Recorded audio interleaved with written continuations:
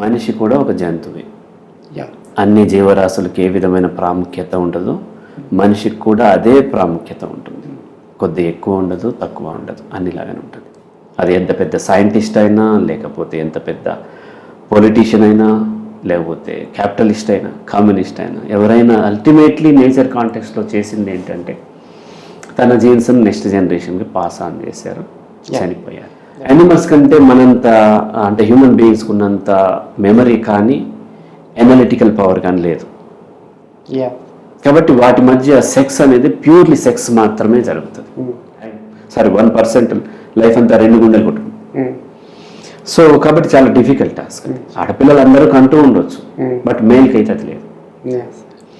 Male ఎవరన్నా నేను ప్రేమిస్తున్నాను అని చెప్తే దాని అర్థం ఆ అమ్మాయి యొక్క శరీరం కావాలి. ఫీమేల్కి మాట్లాడాలి, మాట్లాడకపోతే కనీసం పోట్లాడాలి. ఒక కండిషన్గా కలిసి ఉండాలన్నప్పుడు ఆ ఇద్దరి మధ్యన వికర్షణ ఉంటుంది. ఆపోజిట్ అయితే కొంచెం లేట్గా ఉంటుంది. పెళ్లి తర్వాత అంతా బాగా ఉంటుంది. యాక్చువల్ నేనేం చెప్తాను అంటే పెళ్లి తర్వాత అసలు సినిమా మొదలవుతుంది. ఓకే సార్, మన మానవ జీవితంలో వేరే మనిషితో పాటు జీవిస్తున్నటువంటి వేరే జీవులకు లేనటువంటి ఒక బంధం, మ్యారేజ్, పెళ్ళి అనే బంధంలో బంధాన్ని ఏర్పాటు చేసుకుని దాంట్లో వచ్చి మనిషి ఎందుకు ఇబ్బంది పడుతున్నాడు, దాని ద్వారా మనిషి ప్రతి జీవితో సహజీవనం చేస్తున్నటువంటి మనిషి ఇన్ని సంవత్సరాలుగా పెళ్లి అనే అనుబంధంలో ఎందుకు ఇవ్వలేకపోతున్నాడు, ఎందుకు దాని ద్వారా ఇబ్బందులు పడుతూ దాంట్లో బయటపడాలనే ఆలోచన చేస్తున్నాడు. కారణాలు ఏంటి? రైట్. మొదట మనం చూస్తుంది ఇన్సిడెంటల్ ఏమైందంటే రీసెంట్లీ ఇప్పుడు రైట్ నౌ నేను 20 days ప్రోగ్రామ్స్ నడుస్తూ ఉంటాయి కదా, అందులో నేను ఇప్పుడు నడిచేటువంటి program marital issues, pre and post marital issues. Incidental మీరు అదే క్వశ్చన్ ఇచ్చారు, పెళ్లి గురించి అడిగారు. పెళ్లి అనేది చూసినట్లయితే మనము సహజంగా మన ఆలోచనలో చిన్నప్పటి నుంచి పెరిగిన వాతావరణంలో మన ఎకనామిక్స్లో కానీ, లేదంటే మన పురాణాలు కానీ, లేకపోతే మీడియా కానీ మనకి బాగా బ్రెయిన్ వాష్ చేసింది ఏంటంటే man is a social animal అని బాగా చేసింది. దానివల్ల మనము మనిషికి ఒక విధమైనటువంటి ప్రత్యేకత ఉంటుంది అండ్ మనిషి డిఫరెంట్ అనేటువంటి ఒక కాన్సెప్ట్లోకి వెళ్ళిపోయి ఆ విధంగా మన ఎక్స్పెక్టేషన్స్ పెట్టేసుకుని మనిషి ప్రకృతిని కంట్రోల్ చేసుకోగలుగుతాడు అనేటువంటి ఎక్స్పెక్టేషన్లో వెళ్ళిపోయి ఈ సైంటిఫిక్ ఇన్వెన్షన్లు కూడా ఆ విధంగా ప్రజెంట్ చేస్తూ ఉంటారు. మానవుడే మహనీయుడు అనుకుంటా ఏదైనా సాధిస్తాడు, దేన్నైనా కంట్రోల్ చేస్తాడు, ప్రకృతిని తన అధీనంలోకి తీసుకోగలుగుతాడు అనేటువంటి ఒక బిలీఫ్లోకి సహజంగా మనిషి అంటే మానవ జాతి మొత్తం వెళ్ళిపోతూ ఉంది. అయితే మనము డీప్గా చూసినట్లయితే మనిషి కూడా ఒక జంతువే. అన్ని జీవరాశులకు ఏ విధమైన ప్రాముఖ్యత ఉండదో మనిషికి కూడా అదే ప్రాముఖ్యత ఉంటుంది. కొద్ది ఎక్కువ ఉండదు, తక్కువ ఉండదు, అన్నిలాగానే ఉంటుంది. ఏ జీవితంలో మనిషి సమానం, అన్ని జీవులతో సమానం. నన్ను కుట్టే మస్కిటో నేచర్ కాంటెక్స్ట్లో బోత్ ఆర్ ఈక్వల్లీ ఇంపార్టెంట్. కేవలం ఫీమేల్ మస్కిటోస్ మాత్రమే హ్యూమన్ హిమోగ్లోబిన్ వాటి రీప్రొడక్షన్కి అవసరం కాబట్టి వస్తూ ఉంటాయి. మస్కిటో తప్ప ఏ జీవరాశి మనిషి ఎక్కడ దొరుకుతాడో మనము వెతికి వెళ్ళి పట్టుకుని చంపుకు తిందామని ఏ జీవరాశి చూడదు. ఏది మనిషి జోలికి రాదు. అది ఒక చిన్న అంటే హ్యూమన్కి ప్రతి ఒక్క క్రియేటర్ అంటే జీవి ఫ్రెండ్లీగానే ఉండే అవకాశం ఉంటుందన్న. ఫ్రెండ్లీగా అన్ని జీవరాశులు ఫ్రెండ్లీగానే ఉంటాయి. మస్కిటో అంటే తనకు అవసరం, రీప్రొడక్షన్కి అవసరం కాబట్టి వాసన పసికట్టు only female mosquito. Male mosquitoes మన మొహం చూడు చెట్లలోనే ఉంటాయి. ఇక పాములు, చీమలు, నల్లులు, పులులు ఇవేవి మనల్ని వెతకట్లేదు. మనం స్టోరీలు తయారు చేసుకుని బిలీవ్ చేస్తున్నాం, పగబట్టి వస్తుంది పాము. ఏ పాము మనల్ని వెతుక్కుంటూ రాలేదు. అయితే ఇక్కడ కాంటెక్స్ట్ ఏంటంటే మస్కిటో నేను both are equally important in nature context. నేను ఎక్కువ కాదు, మస్కిటో తక్కువ కాదు. 100%. అలాగే ఇన్సిడెంటల్లీ ఆర్ యాక్సిడెంటల్లీ నా శరీరంలో ఒక క్యాన్సర్ కణం వచ్చింది అనుకుందాం, అది రీప్రొడ్యూస్ చేసుకుంటూ ఉంది. అది ఓన్లీ సింగిల్ సెల్లే అయినప్పటికీ నేను అది సమానం. నేను ఎక్కువ తక్కువ కాదు. నేను బ్రతకాలంటే దాన్ని చంపేయాలి, లేదంటే అది బ్రతికే క్రమంలో నేనైనా చనిపోతాను. కరోనా కూడా నేచరే. గో కరోనా అని మనం ఎంత అరిసినా, చైనీస్ కరోనా గో బ్యాక్ అంటూ యునానిమస్గా రెజల్యూషన్ పాస్ చేసిన కరోనా పోదు. పోగా ఒకరి డ్రాప్లెట్స్ ఒకరి మీద పడటం ద్వారా స్ప్రెడ్ అవుతుంది, స్ప్రెడ్ అయ్యింది. నేచర్కి నేషనాలిటీ ఉండదు, నేచర్కి లాంగ్వేజ్ ఉండదు. రైట్? భావవ్యక్తీకరణ ముఖ్యం, అంతే. నేచర్ కాంటెక్స్లో మనిషి కూడా ఇతర జీవరాశుల్లాగానే ఉంటుంది. కాబట్టి నేచర్ చాలా బలమైనది. నేచర్ అంటే ఎక్కడో హిమాలయాలు, జలపాతాలు, పక్షులు ఇవే కావు. You are nature. You are a son of the nature, came through your parents. మీ శరీరంలో జరిగేటువంటి మార్పులు మీ కోరిక ప్రకారమో, మీ పేరెంట్స్ కోరుకున్నట్టో, లేకపోతే మీ టీచర్స్ చెప్పినట్టు, మీ డాక్టర్స్ కోరుకున్నట్టు, లేకపోతేనేమో caste, religion, nationality, culture, law of the land ప్రకారం రాదు. లా మార్చుకోవచ్చు. 18 నుంచి పెళ్లి చేస్తాం, 21 ఇయర్స్ ఆడపిల్లలు చేశారు, రేపు 25 చేసినా సరే నేచర్ మారదు. నేచర్ ఈ సుప్రీం అనేటువంటిది ఫస్ట్ మనం ఇక్కడ గుర్తించాల్సినటువంటి పాయింట్. ఆ పాయింట్ అయిన తర్వాత దెన్ మనిషి జీవితంలో పెళ్లి దగ్గరికి వస్తాం. సహజంగా 2 జెండర్స్ ఉన్నటువంటి ఏ జీవరాశి అయినా సరే ultimate purpose of life is reproduction. Nature context reproduction మాత్రమే. అల్టిమేట్లీ రీప్రొడక్షన్లో పార్టిసిపేట్ చేసి తన జీన్స్ను నెక్స్ట్ జనరేషన్కి పాస్ ఆన్ చేసి చనిపోవటం తప్ప ఏ జీవరాశి తన జీవిత కాలంలో చేసేదేం లేదు, ఏ మనిషి కూడా చేసేదేం లేదు.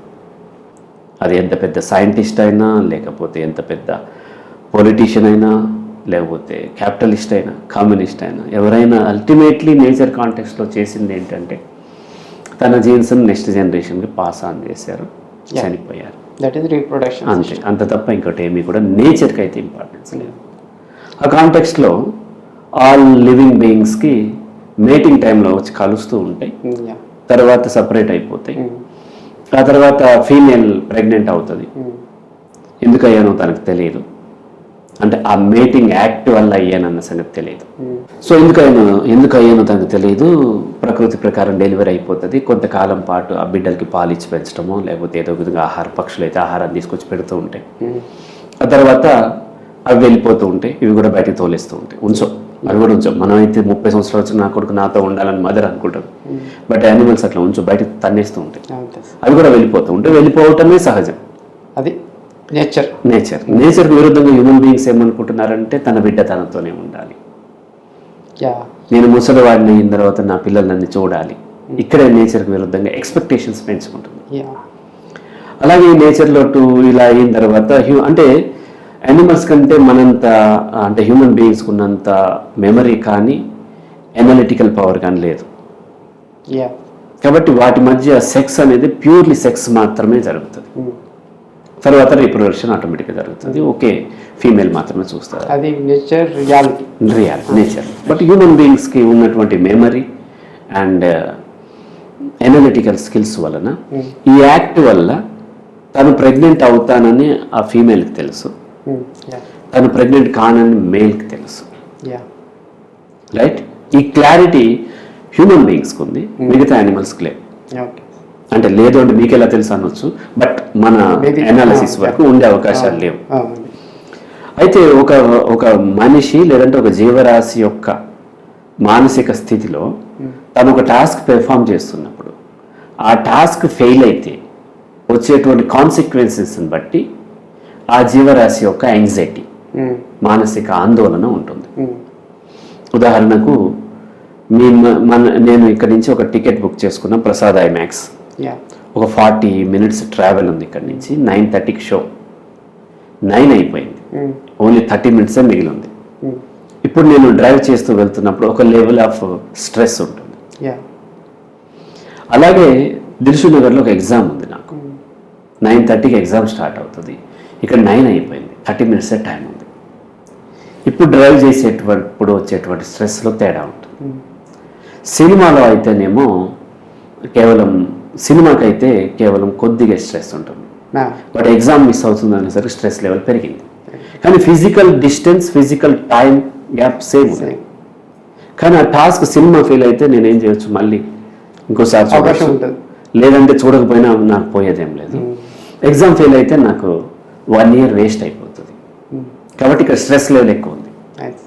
అలాగే 3x6 సైజ్ బెడ్ మీద మిమ్మల్ని పడుకోమంటే హాయిగా నిద్రపోగలుగుతారు. అదే బెడ్ని ఒక 70 feet హైట్ పెంచి అక్కడ మిమ్మల్ని ఒక క్రేన్తో కూర్చోబెట్టి నిద్రపోమంటే ఆ రాత్రంతా నిద్రపోలేకుండా అలా కూర్చుంటారు. ఎందుకు? అదే సైజ్ కదా, సైజ్ అదే, కానీ హైట్ పెరిగింది. హైట్తో మీకేం పని? హైట్ ఎక్కువ ఉన్నప్పుడు పడిపోతే కిందైనా పడిపోయే అవకాశాలు ఉన్నాయి, అంతే సైజ్ కాబట్టి. కానీ కింద పడిపోతే తగిలే దెబ్బలతో పోలిస్తే ఆ 70 feet హైట్ నుంచి పడిపోయినప్పుడు మనకి మొత్తం ప్రాణం పోయే అవకాశం ఉంటుంది. కాబట్టి అక్కడ స్ట్రెస్ లెవెల్ పెరిగింది. అంటే ఒక టాస్క్ ఫెయిల్ అయితే వచ్చేటువంటి స్ట్రెస్ లెవెల్, ఆ ఫెయిల్ అయితే వచ్చేటువంటి నెగిటివ్ కాన్సిక్వెన్సెస్ బట్టి స్ట్రెస్ లెవెల్ ఉంటుంది. ఇప్పుడు ఫీమేల్ మేల్, ఒక అమ్మాయి ఆస్ట్రేలియా నుంచి వచ్చింది, ఒక అబ్బాయి అమెరికా నుంచి వచ్చి లండన్లో ఏదో కారణం చేత కలిశారు. వాళ్ళిద్దరి మధ్య సెక్స్ జరిగింది. తన స్పెర్మ్ని అమ్మాయి శరీరంలో రిలీజ్ చేసి సపరేట్ అయిపోయారు. అతను అమెరికా వెళ్ళిపోయాడు, ఈ అమ్మాయి ఆస్ట్రేలియా వెళ్ళిపోయాడు. వెళ్ళిపోయిన తర్వాత ఈ యాక్ట్లో పార్టిసిపేట్ చేసినందుకు ఆ మేల్కి వచ్చే నెగిటివ్ కాన్సిక్వెన్సెస్ ఏముంటాయి అంటే దాదాపు ఏముండవు, 0. వస్తే ఒకవేళ సెక్షువల్లీ ట్రాన్స్మిటెడ్ డిసీజెస్ ఉంటే రావచ్చు, అది అమ్మాయి కూడా ఈక్వల్ ఛాన్సెస్ ఉన్నాయి, ఇంకెక్కువ ఛాన్సెస్ ఉన్నాయి. కాబట్టి దాన్ని న్యూట్రల్ చేసి పక్కన పెడతాం. ఇంకేముంటాయి అంటే ఏమీ లేవు, 0 కాన్సిక్వెన్సెస్, నెగిటివ్ కాన్సిక్వెన్సెస్. సేమ్ యాక్ట్లో పార్టిసిపేట్ చేసినటువంటి ఫీమేల్ యొక్క ఆలోచన తీరులో తేడా ఉంటుంది. ఆమెకు పీరియడ్స్ వచ్చేదాకా డౌట్ ఉంటుంది. ఈవెన్ దో కేర్ తీసుకున్నప్పటికీ తను ఏమన్నా ప్రెగ్నెంట్ అయ్యానా అనే ఒక డౌట్ ఉంటుంది. పీరియడ్స్ వచ్చి క్లియర్ అయిపోతే ఓకే, రాలేదనుకోండి ప్రెగ్నెంట్ అంటే 9 months ఒక బేబీని మొయ్యాలి తన కడుపులో. శారీరకంగా చాలా చేంజెస్ వస్తాయి, చాలా రకాలైనటువంటి హార్మోన్స్ రిలీజ్ అవుతూ ఉంటాయి. అండ్ ఆ శరీరంలో 2 గుండెలు కొట్టుకుంటూ ఉంటాయి 9 నెలలు. లైఫ్ టైంలో చూస్తే చాలా ఎక్కువ అది. మన 70 years అనుకుంటే దాదాపు 10% టైం, 1% లైఫ్ అంతా 2 గుండెలు కొట్టుకుంటాం. సో కాబట్టి చాలా డిఫికల్ట్ టాస్క్. ఆడపిల్లలు అందరూ కంటూ ఉండొచ్చు, బట్ మేల్కి అయితే అది లేదు. ఆ తర్వాత డెలివరీ అనేది అతిపెద్ద టాస్క్, చచ్చిపోయిన బతికినంత ఇది. పూర్వకాలంలో చాలా మంది డెలివరీలో చనిపోతూ ఉండేవారు. అది ఆ తర్వాత ఎంతమంది ఆయమ్మలు అమ్మమ్మలు ఉన్నా ఆ ఫీమేల్ తన బ్రెస్ట్ ఫీడింగ్ ఇచ్చి కేర్ తీసుకోవాలి. అది 4వ పెద్ద టాస్క్. కొన్నిసార్లు ఆ కిడ్కి ఏదన్నా ప్రాబ్లం ఉండి మెంటల్లీ ఆర్ ఫిజికల్లీ హ్యాండిక్యాప్డ్ అయితే మొత్తం లైఫ్ మొత్తం ఆ కిడ్ని కేర్ తీసుకోవాల్సినటువంటి అవసరం ఉంటుంది. ఇలా 5 రకాలైనటువంటి న్యాచురల్గా వచ్చేటువంటి పెద్ద పెద్ద నెగిటివ్ టాస్క్స్, నెగిటివ్ కాన్సిక్వెన్సెస్. ఆ తర్వాత ఫైనాన్షియల్లీ చాలా ఇబ్బందులు ఉంటాయి. ప్రెగ్నెంట్ అప్పుడు తను వర్క్ చేయలేదు, చాలా ఇబ్బందులు ఉంటాయి. డెలివరీ అప్పుడు ఖర్చులు ఉంటాయి, కిడ్నీ పెంచే క్రమంలో ఖర్చులు ఉంటాయి, ఇవన్నీ ఉంటాయి. సైకలాజికల్లీ చాలా ఇబ్బందులు ఉంటాయి. ప్రెగ్నెంట్ అప్పుడు తన శరీరంలో రిలీజ్ అయ్యే కెమికల్స్ వల్ల చాలా వల్నరబుల్గా ఉంటుంది. ఆ తర్వాత సోషల్లీ కూడా ఇబ్బంది ఉంటుంది. ప్రెగ్నెంట్ అయ్యి పిల్లలకి అన్నటువంటి ఫీమేల్కి ఇచ్చేటువంటిది అండ్ ఏమీ లేని ప్రెగ్నెంట్ కానటువంటి ఫీమేల్కి ట్రీట్ చేసే విధానంలో తేడా ఉంటుంది. ఇన్ని రకాల నెగిటివ్ కాన్సిక్వెన్సెస్ ఉంటాయి అని తెలిసినట్టు ఫీమేల్ యొక్క స్ట్రెస్ లెవెల్, ఇవేమీ లేవు అనుకున్నటువంటి మేల్ యొక్క స్ట్రెస్ లెవెల్లో తేడా ఉంటుంది.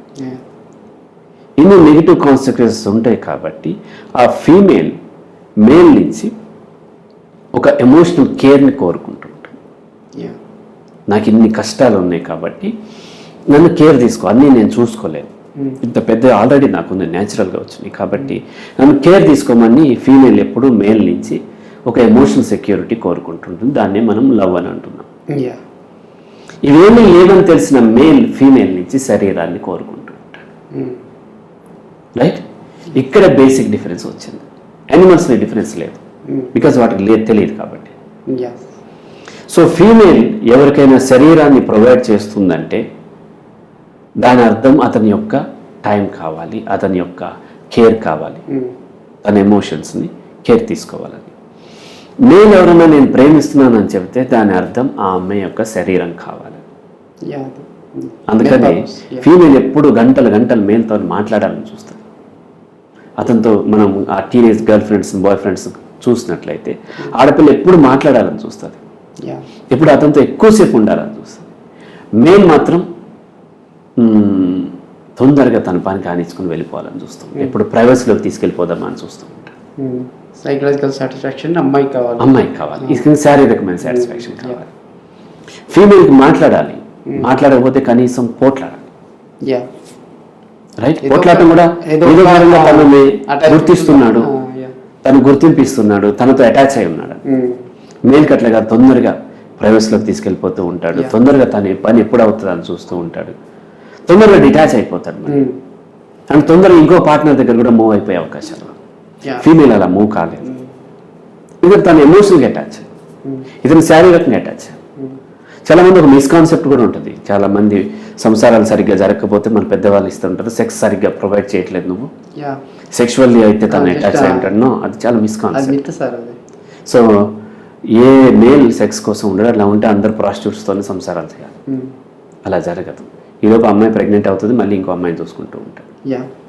సో ఇన్ జనరల్ ఒకరిద్దరు వేరే కారణాలతో కల్చరో లేకపోతే ఇంకోటో ఉండటం వల్ల అటాచ్ అయి ఉండటం వేరు, మనం నేచర్ కాంటెక్స్లో చూస్తే.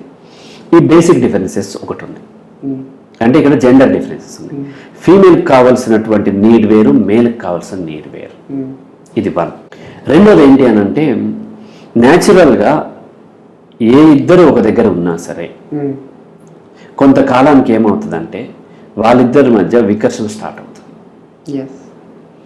జెండర్ డిఫరెన్స్ వల్ల కొంతకాలం ఆ రొమాంటిక్ ఫీల్ వల్ల ఉండొచ్చు, కానీ ఏ ఇద్దరు కొంతకాలం ఖచ్చితంగా ఉండాల్సి వచ్చిన వాళ్ళ మధ్య అక్కడి నుంచి బయటకు వెళ్ళిపోవాలని చూస్తూ ఉంటారు. ఇప్పుడు మన బిగ్ బాస్ షో నడుస్తూ ఉంది కదా, దాని మాతృక ఏంటంటే ఒక సైకలాజికల్ ఎక్స్పెరిమెంట్ ఉంది. అందులో సేమ్ క్వాలిటీస్ ఉన్నటువంటి కొంతమందిని పిల్లల్ని, సేమ్ ఏజ్ అన్ని సేమ్ ఉన్న వాళ్ళని ఒక దగ్గర పెట్టి ఎక్స్పెరిమెంట్ చేశారు. వాళ్ళని అన్ని సేమ్ ఇచ్చి 2 రూముల్లో మాత్రం పెట్టారు.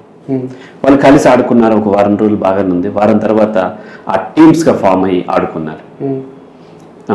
రూమ్ ఏ, రూమ్ బి వేరు టీంలు అయ్యారు. తర్వాత ఇంకా ఎక్కువైపోయి వాళ్ళు జెండాలు సపరేట్గా పెట్టుకున్నారు, సపరేట్ పేర్లు పెట్టుకుని లాస్ట్కి ఒకరి మీద ఒకరు అటాక్ చేసే స్థితిలో ఆ ఎక్స్పెరిమెంట్ చేసే వాళ్ళు ఎవరైతే ఉన్నారో వాళ్ళు సపరేట్ చేశారు. ఇలా ఏ ఇద్దరు ఒక దగ్గర ఉన్నా సరే కొంతకాలానికి వికర్షించుకోవటం.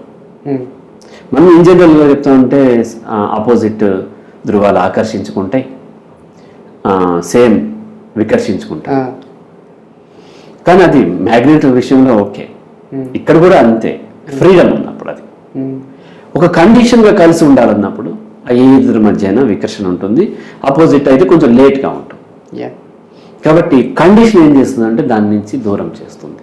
1 2 థర్డ్ ఇది సెకండ్ది. థర్డ్ది ఏంటి అని అంటే condition, human mind or any mind యొక్క నేచర్ ఏంటి అని అంటే ఏదైతే ఖచ్చితంగా చేయాలో ఒక కండిషన్లో అక్కడ ఉండాలంటుందో అక్కడి నుంచి వెళ్ళిపోవాలని కోరుకుంటాం.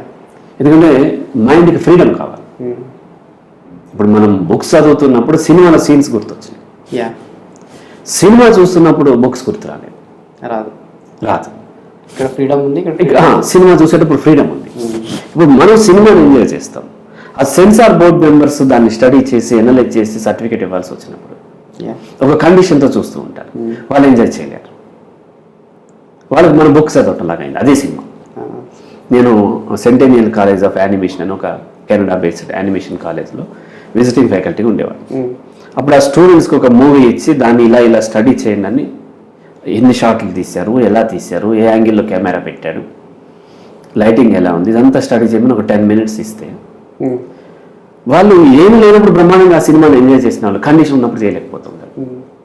అంటే ఎక్కడైతే కండిషన్ ఉందో అక్కడి నుంచి వెళ్ళిపోవాలని చూస్తుంది. రైట్, ఈ 3 ఇంకా ఉంటాయి. బట్ ఈ 3లో ప్రధానమైనది ఏంటి అని అంటే, ఒకటి ఫీమేల్కి ప్రకృతి పరంగా చాలా బలమైనటువంటి నెగిటివ్ కాన్సిక్వెన్సెస్ ఉన్నాయి.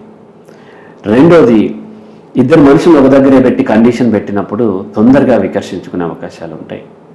మూడోది, మనిషి యొక్క మనస్తత్వమే కండిషన్ నుంచి ఫ్రీడమ్కి వెళ్ళిపోవాలని ఉంటుంది. ఈ 3 కారణాల రీత్యా ఒక దగ్గర ఒకరిని ఉంచాలి అని మనం ఒక కండిషన్ పెట్టినప్పుడు వెళ్ళిపోవటం సహజమైపోతుంది, మనసు వెళ్ళిపోతుంది. ఇంకా బలమైన కారణాలు మాత్రమే కలిపి ఉంచుతాయి. ఇక్కడ ఈ కాంటెక్స్లో మనం ఎనలైజ్ చేస్తే పెళ్ళి అంటే వివాహ బంధము అంటే మనం ఊర్లలో బర్రెలను కానీ లేకపోతే ఆవులను కానీ సరిగ్గా పాలు ఇవ్వకపోతే కాళ్ళకి బంధం వేసి తీస్తాం. రైట్. బంధం అంటే కదలకుండా స్వేచ్ఛను హరించేది, అరెస్ట్ చేయటం, కదలకుండా పెట్టడం. ఎక్కడైతే బంధం ఉంటుందో అక్కడి నుంచి వెళ్ళిపోవాలని సహజంగా నేచురల్గా ఉంది. అయితే పెళ్లి అనేది ఇద్దరిని కలిపి ఖచ్చితంగా ఉండాలనేటువంటిది, ఖచ్చితంగా ఉండేది. ఇది నేచర్లో లేదు, సామాజికంగా మనకి కల్చరల్లీ డెవలప్ అయినటువంటిది. ఆది మానవులుగా ఉన్నప్పుడు మీటింగ్ చేసేవాళ్ళు, వాళ్ళకి ఇష్టమైన వాళ్ళతో ఉండేవాళ్ళు, తర్వాత బ్రేక్ చేసుకునేవాళ్ళు, తర్వాత వేరే వాళ్ళతో ఉండేవాళ్ళు. ఫీమేల్ కూడా ఎక్కువ రోల్ ఉండేది అక్కడ, అండ్ మాతృస్వామ్య వ్యవస్థ ఉండేది అనేటువంటిది మనకి థియరీస్ చెప్తూ ఉన్నాయి. కొన్ని యానిమల్స్లో కూడా లివింగ్ బీయింగ్స్ చాలా వాటిలో మాతృస్వామ్య వ్యవస్థ ఉంటూ ఉంటుంది, ఫీమేల్ సెంట్రిక్గా నడుస్తూ ఉంటుంది. తర్వాత ఇక్కడ మనకి రకరకాల పరిస్థితుల వల్ల హ్యూమన్ బీయింగ్స్లో మాతృస్వామ్య వ్యవస్థ పోయి పితృస్వామ్య వ్యవస్థ వచ్చింది. పెళ్ళి అయిన తర్వాత సమాజం సృష్టించింది పెళ్ళి. ఈ పెళ్ళి అనే కాన్సెప్ట్ రావడానికి కారణం ఏంటంటే, ఇప్పుడు ఇలా తను వెళ్ళిపోయే అవకాశాలు ఉన్నాయి. వెళ్ళిపోతే ఇద్దరు ఈక్వల్గా ఎంజాయ్ చేసినప్పటికీ ఆ కాన్సిక్వెన్సెస్ ఈ ఫీమేల్ ఒకటి భరించాల్సి వస్తుంది. అటువంటిప్పుడు సమాజం ఏం చెప్పిందంటే, అమ్మ, you have freedom to have sex with any one, but ఎవరితో అయితే నువ్వు సెక్స్లో పార్టిసిపేట్ చేస్తావో ఆ తర్వాత వచ్చినటువంటి కాన్సిక్వెన్సెస్ ఏవైతే ఉన్నాయో ఆ కాన్సిక్వెన్సెస్, నెగిటివ్ కాన్సిక్వెన్సెస్, ఎవరైతే దానికి కారణం అతన్ని కూడా ఈక్వల్ రెస్పాన్సిబిలిటీ తీసుకునేలాగా ఒక అగ్రిమెంట్లోకి ఎంటర్ అవ్వు. ఆ తర్వాత నీ ఇష్టం. ఈ సొసైటీ ఏమీ సెక్స్ అని నెగిటివ్ అనలేదు, కానీ కండిషనల్గా చేసినట్లయితే, ఒకవేళ అతను ఏమన్నా నిన్ను ఆ రెస్పాన్సిబిలిటీ తీసుకోకుండా వెళ్ళిపోతే మేము పోయి గుంజుకొచ్చి కూర్చోబెడతాం రెస్పాన్సిబిలిటీలో. లేదు, కంపల్సేషన్ అన్న పే చేపిస్తాం, నష్టపరిహారం ఏదో ఇప్పిస్తాం నీకు, నీ బిడ్డకు. ఆ యాక్ట్లో తను రెస్పాన్సిబిలిటీ తీసుకోవట్లేదు కాబట్టి అది పెళ్లి కావచ్చు, లేదంటే ఆ అగ్రిమెంటే పెళ్లి, లేదంటే లివింగ్ రిలేషన్ కానీ ఏదైనా సరే. అది అయితే అలా లేకుండా, అగ్రిమెంట్లకు లేకుండా సెక్స్లో పార్టిసిపేట్ చేసే రైట్ నాకు లేదా అంటే ఉంది. కానీ అప్పుడు తను రెస్పాన్సిబిలిటీ తీసుకోకుండా వెళ్ళిపోతే నువ్వు అప్పుడు మమ్మల్ని హెల్ప్ అడిగే హక్కు ఉండదు. అప్పుడు కూడా నా ఇష్టం చేయొచ్చు, కానీ నువ్వు మమ్మల్ని నిలదీసే హక్కు అయితే ఉండదు. అలా పెళ్లి అనేటువంటి ఆ అగ్రిమెంటే పెళ్లి అనే కాన్సెప్ట్. పెళ్లి అనేది ఒక లీగల్ అగ్రిమెంట్. లీగల్ అంటే సామాజికమైన, అంటే పాత లానే ఇప్పుడు కల్చర్ అవుతుంది. మళ్ళీ ఇప్పుడు లా ఇన్ ఫ్యూచర్ కల్చర్ అయ్యే అవకాశం ఉంది. కల్చరల్లీ అంటే లీగల్లీ ఒక అగ్రిమెంట్. ఒక్కొక్క మతానికి కొంత వేరియేషన్స్ ఉండొచ్చు. ఒక్కొక్క మతంలో ఆ పెళ్ళికి ఆ లాస్ కొంచెం వాళ్ళ యొక్క బిలీఫ్ సిస్టమ్ ప్రకారం తేడా ఉండొచ్చు. సో లీగల్ అగ్రిమెంట్, మన ఇద్దరం కలిసి కొంత లైఫ్ లీడ్ చేస్తున్నాం, ఇంక్లూడింగ్ సెక్స్. దీంట్లో వచ్చే దాంట్లో మనం పంచుకుంటున్నాం. నేను బయటకు వెళ్ళి పని చేస్తే నువ్వు నాకు తిండి ప్రిపేర్ చేయి, లేదంటే నువ్వు బయటకు వెళ్ళి పని చేస్తే నేను చేస్తాను. ఇలాంటి ఇద్దరం సంపాదిద్దాం, ఇద్దరం కలిసి పని చేసుకుందాం. అలాగే ఇద్దరం కలిసి సెక్స్ ఎంజాయ్ చేసిన దాంట్లో పుట్టిన పిల్లల్ని ఇద్దరము సమానమైన బాధ్యత వహిస్తాము అని చెప్పి సమాజానికి డిక్లేర్ చేయటమే మ్యారేజ్. అది ట్రెడిషనల్ మ్యారేజ్ అయినా, హిందూ మ్యారేజ్ అయినా, ఇస్లామిక్ అయినా, లేదంటే ఇంకోటైనా, లేదంటే రిజిస్టర్ మ్యారేజ్ అయినా, అది లవ్ మ్యారేజ్ అయినా, అరేంజ్డ్ మ్యారేజ్ అయినా, ఏ మ్యారేజ్ అయినా అది అగ్రిమెంట్. దానికి రిజిస్టర్ మ్యారేజ్ అయితే మనం ఆఫీస్కి వెళ్ళి రిజిస్టర్ చేసుకుంటూ ఉంటాము. అదే హిందువుల్లో ట్రెడిషనల్ మ్యారేజ్ అంటే తాళి కట్టడము, జీలకర్ర బెల్ల పెట్టడము, దీన్ని మ్యారేజ్ కింద కన్సిడర్, లేకపోతే దండలు మార్చుకోవటము, లేకపోతే ఉంగరం తొడగటం, ఇటువంటి. చట్ట ప్రకారం ఏంటంటే ఇద్దరి మధ్య ఇంటర్ కోర్స్ జరిగితే యాక్చువల్లీ మ్యారేజ్ జరిగినట్టే. మ్యారేజ్కి ఎంత అయితే ఇంపార్టెన్స్ అంతే ఉంటుంది, అలా ఉంటుంది. ఇప్పుడు ఇలా జరిగిన తర్వాత వాళ్ళిద్దరూ మొదట్లో చాలా అట్రాక్టివ్గా ఉంది. మ్యారేజ్ గురించి చాలా గ్లోరిఫై చేస్తూ మనకి పురాణాల దగ్గర నుంచి మొదలుపెట్టి స్టోరీస్, లేకపోతేనేమో మీడియా, వెబ్ సిరీస్, మన సినిమాలు చాలా గ్లోరిఫై చెప్పి పెళ్ళి అవడంతోనే శుభం కాటుపడిపోతుంది. పెళ్ళికి ముందు అన్ని కష్టాలు ఎందరినో ఎదిరించి చేస్తున్నా, తప్పించుకుని అటుపోయి ఇటుపోయి ఒక జెండా పట్టుకుని వెళ్ళి లాస్ట్కి పెళ్లి చేసుకుంటారు. పెళ్లి తర్వాత ఇక శుభం అంటే అంత హ్యాపీగా ఉందని అర్థం. కానీ పెళ్లి తర్వాత స్టోరీలు చాలా తక్కువ ఉంటాయి మనకి. పెళ్లి తర్వాత అంతా బాగుంటుంది. యాక్చువల్లీ నేనేం చెప్తాను అంటే పెళ్లి తర్వాత అసలు సినిమా మొదలవుతుంది. ఇప్పటిదాకా దూరం నుంచి చూసాం, దూరం నుంచి చాలా అట్రాక్టివ్గా ఉంటుంది. అమ్మాయి అట్రాక్టివ్గా ఉంటుంది, అబ్బాయి కూడా అట్రాక్టివ్గా ఉంటాడు. అని చక్కగా తయారయ్యి స్నానం చేసి మేకప్ చేసుకుని జుట్టు దువ్వుకొని మంచి ఉతికిన బట్టలు వేసుకుని చక్కగా ఈ అబ్బాయి కూడా చక్కగా తయారయ్యి వస్తాడు, చాలా బ్యూటిఫుల్గా మాటలు చెప్తూ ఉంటాడు. ఆ అమ్మాయి కూడా చక్కగా కేర్ తీసుకుని బాగుంది. కానీ ఇక్కడికి వచ్చిన తర్వాత ఒకరి వాసన ఒకరికి తగులుతూ ఉంటుంది. పొద్దున్నే లేచినప్పుడు పాసి వాసన వస్తూ ఉంటుంది, శరీరం వాసన వస్తుంది. ఇంతకుముందు స్నానం చేసిన తర్వాతే వచ్చింది, ఇప్పుడు స్నానం చేయకముందు కూడా అతనితో ఉంటుంది, అతను ఉంటాడు. నగ్నంగా చూస్తారు ఒకరినొకరు. ఇంతకుముందు అంత ఊహలో ఉంది, ఇప్పుడు అంతా కనిపించిపోయింది. ఆ తర్వాత శరీరంలో మార్పులు వస్తూ ఉంటాయి, ప్రవర్తనలో మార్పులు వస్తూ ఉంటాయి, అవసరాలు పెరుగుతూ ఉంటాయి, ఆకలిస్తుంది, తిండి కావాలి. అలాగే వచ్చేసి ఈ అమ్మాయికి పీరియడ్స్ ఉంటాయి, బ్లీడింగ్ అవుతూ ఉంటుంది. అప్పుడు కూడా అతను ఆమెను దగ్గర తీసుకోగలగాలి. ఇంతకుముందు పీరియడ్స్ అప్పుడు రాలేదు, దగ్గరికి రాలేదు, దూరంగా ఉంది. పీరియడ్స్ అప్పుడు చాలా మూడ్ స్వింగ్స్ ఉంటాయి. పీరియడ్స్ ముందు కూడా మూడ్ స్వింగ్స్ ఉంటాయి ఆమెకి. పీరియడ్స్ తర్వాత ఇరిటేషన్ ఉంటుంది. కేవలం సెక్స్ వరకే కాదు, ఇంకా చాలా ఉన్నాయి అమ్మాయికి అవసరాలు, అలాగే అబ్బాయికి అవసరాలు ఉన్నాయి. ఇలా రకరకాలు వచ్చేసరికి మెల్లమెల్లగా ఆకర్షణ అనేది తగ్గటం అనేది సహజం. ఖచ్చితంగా తగ్గి తీరాలని లేదు, దాన్ని తగ్గటమే సహజం. అది ఇది ఒక్కటే పెట్టుకుని పెళ్ళికి వెళ్ళిన తర్వాత వాళ్ళిద్దరిని ఒక దగ్గర ఉంచితే అది నేచర్ విరుద్ధం. నేచర్లో పెళ్ళి లేదు. పెళ్ళి అనేది బంధం, బంధం ఎక్కడుందో అక్కడి నుంచి వెళ్ళిపోవటానికి అవకాశం ఉంది. ఇలా అనేక రకాలు వచ్చి, అలాగే మన సోషల్ ఎక్స్పెక్టేషన్స్, పెళ్లి తర్వాత మన లైఫ్ ఇలా చేద్దాం అలా చేద్దాం, హనీమూన్కి స్విట్జర్లాండ్ వెళ్దాం, బాలి వెళ్దాం, ఇంకో దగ్గరికి వెళ్దాం, ఇట్లా ఎక్స్పెక్టేషన్స్. అంత ఖర్చు పెట్టి లక్షలు లక్షలు ఖర్చు పెట్టి అక్కడికి వెళ్ళి హనీమూన్కి వెళ్ళి వచ్చిన తర్వాత మళ్ళీ ఎవరితో పెళ్ళి వస్తుంది. పెళ్ళికి అమ్మాయికి ఒక పట్టు చీర కొనాలి, పట్టు చీర కొనడానికి కూడా డబ్బులు లేవా అంటది. నిన్నే కదా ఇన్ని లక్షలు ఖర్చు పెట్టి మన హనీమూన్ ఖర్చు పెట్టాడు కదా. స్టిల్ అది గుర్తుండదు, ఎందుకంటే అక్కడ ఎంఐ సిస్టర్స్ లేకపోతే కో సిస్టర్స్ ఎవరో ఉంటారు, వాళ్ళతో కంపేర్ చేసుకుంటారు. వాళ్ళు అలా ఉన్నారు, వీళ్ళు ఇలా ఉన్నారు, ఈఎంఐలు పెడతారు, అది కొంటారు, ఇది కొంటారు, ఇల్లు కొంటారు. ఇలా ఎక్స్పెక్టేషన్ పెరిగిపోతూ ఉంటే నీకు ఇది కూడా చేయలేకపోతున్నావు అంటే అతను కోపం వచ్చేదో అంటాడు. మీ నాన్న బ్యాలెన్స్ కట్నం ఇవ్వలేదంటాడు. మా నాన్న అంటావా అని ఆమె విసిరి కొడితే అది ఎక్కడో పోయి తగులుతుంది. భర్తను కొట్టే భార్యవాను అని ఇట్లా ఒకటి కాదు, ఒకటి ఒకటి ఒకటి మెల్లమెల్లగా వచ్చేస్తూ ఉంటాయి. సార్ అయితే ఇప్పుడు అమ్మాయికి కొన్ని పర్టిక్యులర్ అంటే ఇంపార్టెంట్ పెయిన్స్ వల్ల ఒక మేల్ని ఫిమేల్కి సపోర్ట్ చేసే అవకాశం ఉండాలనే ఉద్దేశంతో ఒక పెళ్ళి అనేది ఒకటి క్రియేట్ చేశారని ఒకటి మనం ఒప్పుకున్నప్పటికీ నేచర్లో ఏ జీవిలో ఫీమేల్ వీక్ ఉండదు. ఒక హ్యూమన్ లైఫ్లోనే ఫీమేల్ వాళ్ళ లైఫ్ వాళ్ళ ఎవ్రీథింగ్ ఫీమేల్ అంటేనే వీక్ హ్యూమన్ లైఫ్.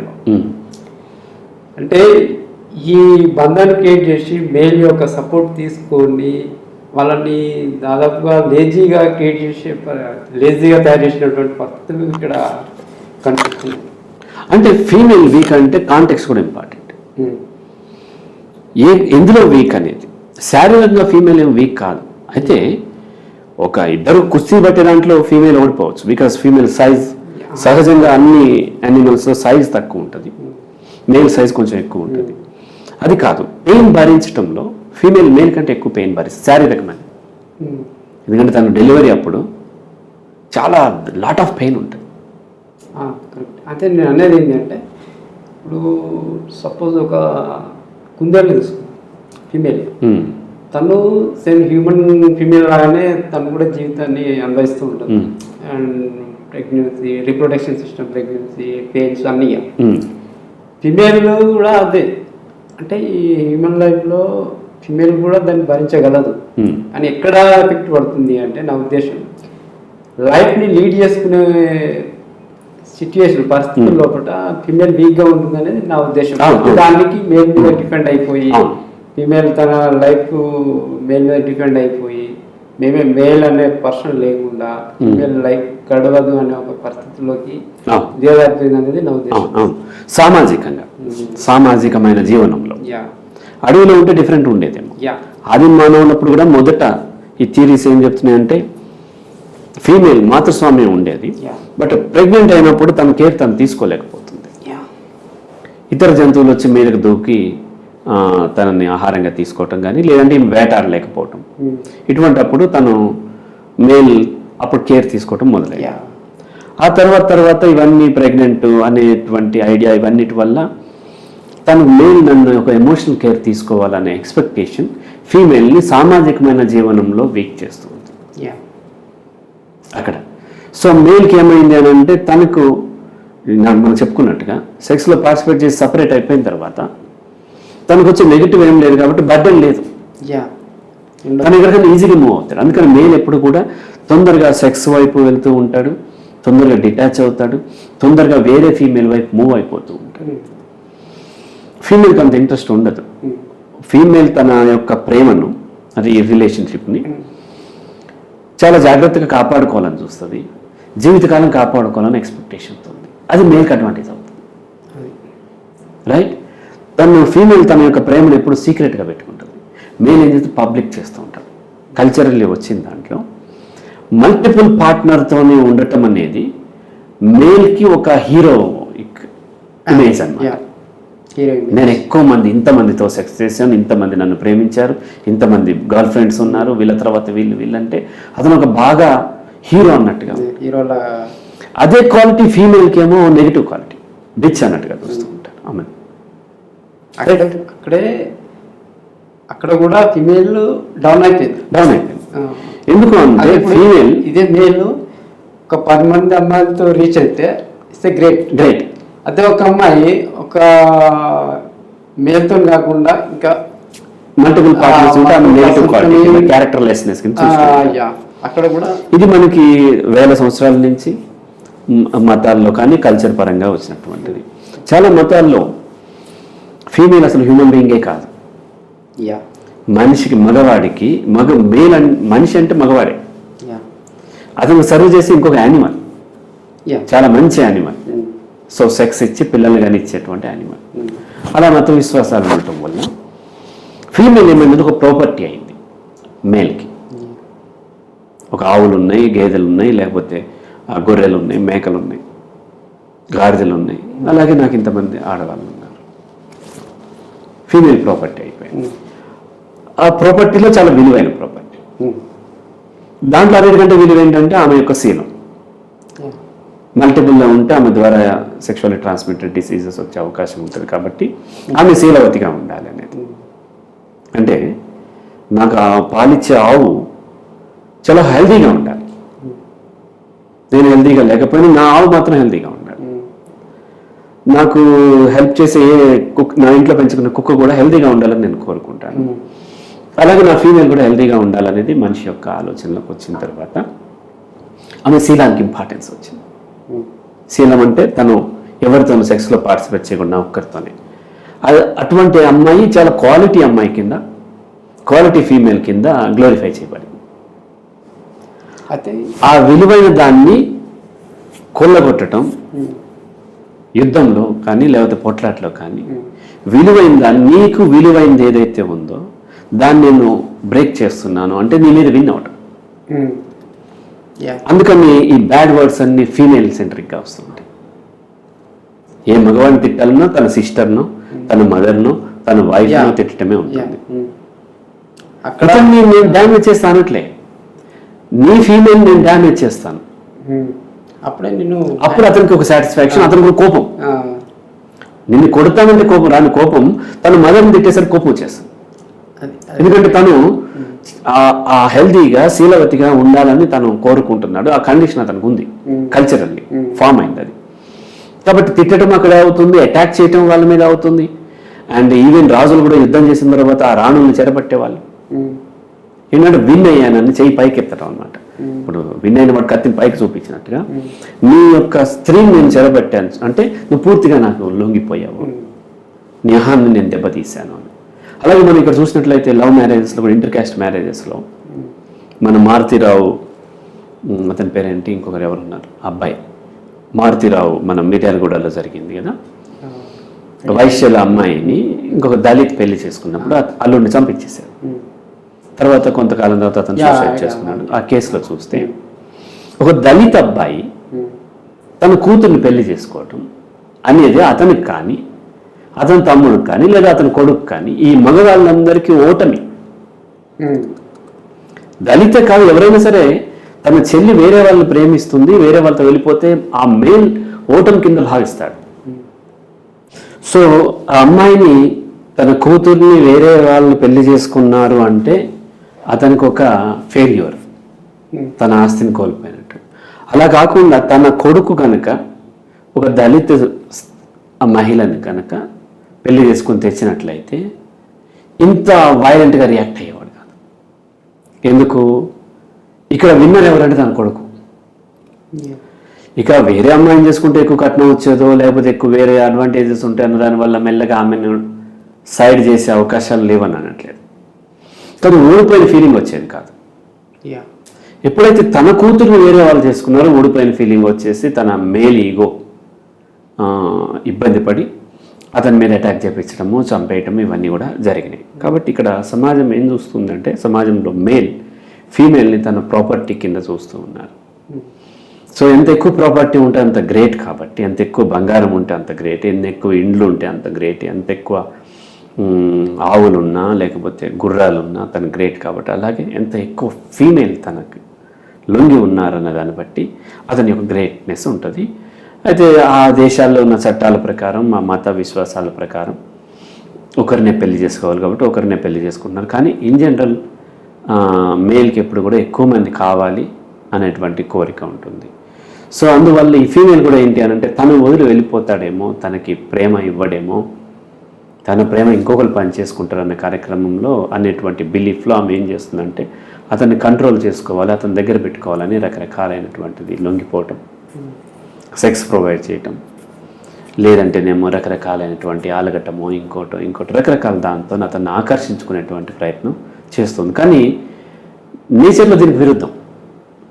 నేచర్లో ఫీమేల్ని మేల్ ఆకర్షించుకోవటం కోసం ఆ మగనెమలి పురివిప్పి ఆడుతూ ఉంటుంది, రకరకాల విన్యాసాలు చేసి ఫీమేల్ని మెప్పించిన తర్వాత ఫీమేల్ అవకాశం ఇస్తే అప్పుడు సెక్స్లో పార్టిసిపేట్ చేస్తుంది. అది బర్డ్స్లో కానీ, సింహాల్లో కానీ, పులుల్లో కానీ ఎక్కువ ఫీమేల్కి ఇంపార్టెన్స్ ఉంది. మేల్ అట్రాక్టివ్గా ఉంటుంది, మేల్ అట్రాక్టివ్గా ఉంటుంది, ఎందుకంటే అవసరం ఉంది. ఇక్కడికి వచ్చేసరికి రివర్స్ అయిపోయి అప్పుడు ఫీమేల్ ఏం చేస్తుంది, జుట్టు ఎక్కువ పెంచుకోవటము అండ్ అందంగా తయారవటము, ఫిట్గా తయారవటం, అదన్ని అట్రాక్ట్ చేసుకోవాల్సినటువంటి అవసరం ఇక్కడ ఏర్పడింది. ఈ డిఫరెన్స్ ఎందుకు ఏర్పడిందంటే హ్యూమన్ బీయింగ్స్ యొక్క మెమరీ అండ్ అనలిటికల్ స్కిల్స్ వలన సో ఈ డిఫరెన్స్ ఏర్పడింది. రైట్?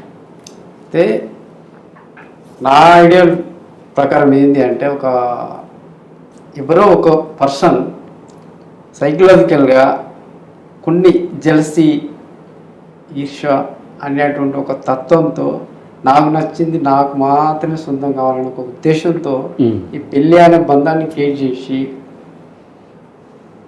తను మాత్రమే ఆస్వాదించాలనే ఒక ఉద్దేశంతో చేసుకొచ్చాడు అనేది నా ఉద్దేశం. ఎందుకు అంటే కొన్ని సైకలాజికల్గా ఇప్పుడు మీరు చెప్పారు ఏంటంటే ఈ అమ్మాయిని ఇంకొకరు హ్యాండిల్ చేసినప్పుడు ఈ పర్సన్ ఓడిపోయినట్టుగా ఫీల్ అవుతాడు అన్నది, ఇట్లాంటి భావనలు అనేవి మైండ్లో ఉండడం వల్ల ఈ పెళ్ళి అనేది క్రియేట్ చేసి ఒక ఫిమేల్ చుట్టూ సెక్యూరిటీస్ అనేవి క్రియేట్ చేసి societal norms, ethical, moral everything ఒక కండిషన్ లైఫ్ని క్రియేట్ చేసుకొని పెళ్ళి అనే బృందాన్ని దాంట్లో పెట్టేసి నడిపించడం అనేది ఎవరో ఒక పర్సన్ చేస్తేనే ఇది ఒకటి స్టార్ట్ అయింది మొత్తం టోటల్ ఒక సొసైటీలో. ఆ పర్సన్ చేసినటువంటి ఒక ఆలోచన దాదాపు ఇప్పటి వరకు ఫెయిల్ అవుతూనే వస్తుంది అనేది నా ఉద్దేశం. కావచ్చు. అయితే ఇక్కడ మేల్ తన ప్రాపర్టీ తనకే ఉండాలి అని కోరుకుంటున్నాడు. తను ఈ ప్రాపర్టీ ఒక్క ప్రాపర్టీకే యజమాని ఉండాలని కోరుకోవట్లేదు. అది తనకి చాలా ప్రాపర్టీ కావాలి, ఒకటి కాదు. కానీ ఉన్న ప్రాపర్టీ మాత్రం వేరే వాళ్ళు ఎవరు షేర్ చేసుకోవద్దు అన్న దాంట్లో ఆమెని మానసికంగా కట్టిపడేయటం, ఆచారాలతో కట్టిపడేయటం, ఇంకా రకరకాలుగా కట్టిపడేస్తే ఓన్లీ కట్టిపడేయటం ఒక్కటే ఆమెకు అవుతుంది. కాబట్టి సమాజం ఏం చేసిందంటే చట్టం రూపంలో, ఇప్పుడు రాజ్యాంగం కానీ లేదంటే మన డెమోక్రటిక్ కంట్రీస్ అంతకుముందు రాజులు ఉన్నప్పుడు చట్టాల రూపంలో మేలుకు కూడా కొంత నువ్వు ఒక్కరిని పెళ్లి చేసుకుని ఉండాలి, లేకపోతే నీకు పనిష్మెంట్ ఉంటుంది. ఇటువంటి ఒక్కొక్క మతంలో ఒక్కొక్కలాగా ఉంది. అక్కడ ఉన్నటువంటి కండిషన్స్ బట్టి కూడా ఉంటుంది. ఇప్పుడు మనం ఏం చేస్తామంటే ప్రతిదీ మతాల యొక్క ఉన్న లక్షణాలు చూసినట్లయితే అవి డెవలప్ అయినటువంటి దాని ప్రకారం. సో ఎక్కడైతే ఫీమేల్ ఎక్కువగా ఉండి మేల్ తక్కువ ఉండి, మేల్కి ఎక్కువ అంటే ప్రతి ఫీమేల్కి పెళ్ళి అయ్యేటువంటి అవకాశం లేనప్పుడు సహజంగా ఆ వెసులుబాటు ఇచ్చి ఇద్దరిని చేసుకునేలాగా. అలా కొన్ని చోట్ల ఒక ఫీమేల్ ఎక్కువ మంది మేల్తో కూడా ఉండేటువంటి ఆచారాలు ఉన్నటువంటి కూడా కొన్ని ఉన్నాయి, కొన్ని చోట్ల ఉంది, ఇండియాలో కూడా ఉంది. సో కాబట్టి అక్కడ ఉన్నటువంటి పరిస్థితులను బట్టి ఆచారాలు మారటము, ఏర్పరచుకోవటము. ఇప్పుడు మనం ఒకరినే పిల్లలు ఎక్కువ మందికి అంటున్నారు, వెస్టర్న్లో ఎక్కువ మందిని అంటున్నారు, ఎందుకంటే అక్కడ జనాభా తక్కువ ఉంది కాబట్టి. అలాగే ఇక్కడ ఇండియాలో ఏంటంటే లాట్ ఆఫ్ అన్ని అంటే వ్యవసాయము లేకపోతే అడవులో ఉన్నాయి కాబట్టి ఆహారానికి కొదవ లేదు కాబట్టి ఇక్కడ ఉన్న వాళ్ళు ఎక్కువగా షేర్ చేసుకుంటాము, ఎక్కువ ఉంటుంది. అదే ఎడారి ప్రాంతంలో ఆహారం దొరకటమే కష్టం. అయినప్పుడు ఒకరి ఆహారాన్ని ఇంకొకరు తీసుకుపోతుంటే వెంటనే అటాక్ చేయటం ఉంటుంది, శిక్షలు చాలా కఠినంగా ఉంటాయి. ఇక్కడ మనకి పోతే పోయింది, ఇంకొకరు నాకు ఆహారం దొరకద్దు కానీ కాస్త క్షమించే గుణం ఉంటుంది. అది ఎందుకంటే అక్కడ ఉన్నటువంటి జియోగ్రఫికల్ అడ్వాంటేజెస్ వల్ల. అలా రకరకాలుగా కల్చర్లు ఏర్పడిన దాంట్లో వరల్డ్ వైడ్గా ఏర్పడింది ఏంటంటే ఈ ఫీమేల్ అనే ఆమె నా ప్రాపర్టీ, ఈ ప్రాపర్టీని నా ప్రాపర్టీ నాకు మాత్రమే చెందాలి, ఇతరులతో షేర్ చేసుకోవడానికి మేలు ఇష్టంగా లేకపోవటం వల్ల ఆమెని మానసికంగా, శారీరకంగా అండ్ సామాజికంగా కూడా ఆమెని బంధాలు అంటే ఒక విధమైనటువంటి కండిషన్స్ క్రియేట్ చేసి అక్కడ మేలు పెట్టే క్రమంలో పెళ్ళి అనేది మేలు కూడా ఏర్పరచుకుని ఉండొచ్చు. ఒక ఫిమేల్ అనే కాదు, ఎవ్రీథింగ్ మేల్ అనే క్యారెక్టర్ అలాంటిది అని అవును. అంటే ఒక ఫిమేల్ విషయంలో కాదు, ఏ విషయంలోనే అంతే. అంటే జెలసీగాను, ఎన్వి, హేట్రేట్ లాంటివి కొన్ని ఎమోషన్స్తోని మేల్ క్యారెక్టర్ అనేది రన్ అవుతుంది అనేది దీంట్లో ప్రతి జీవికి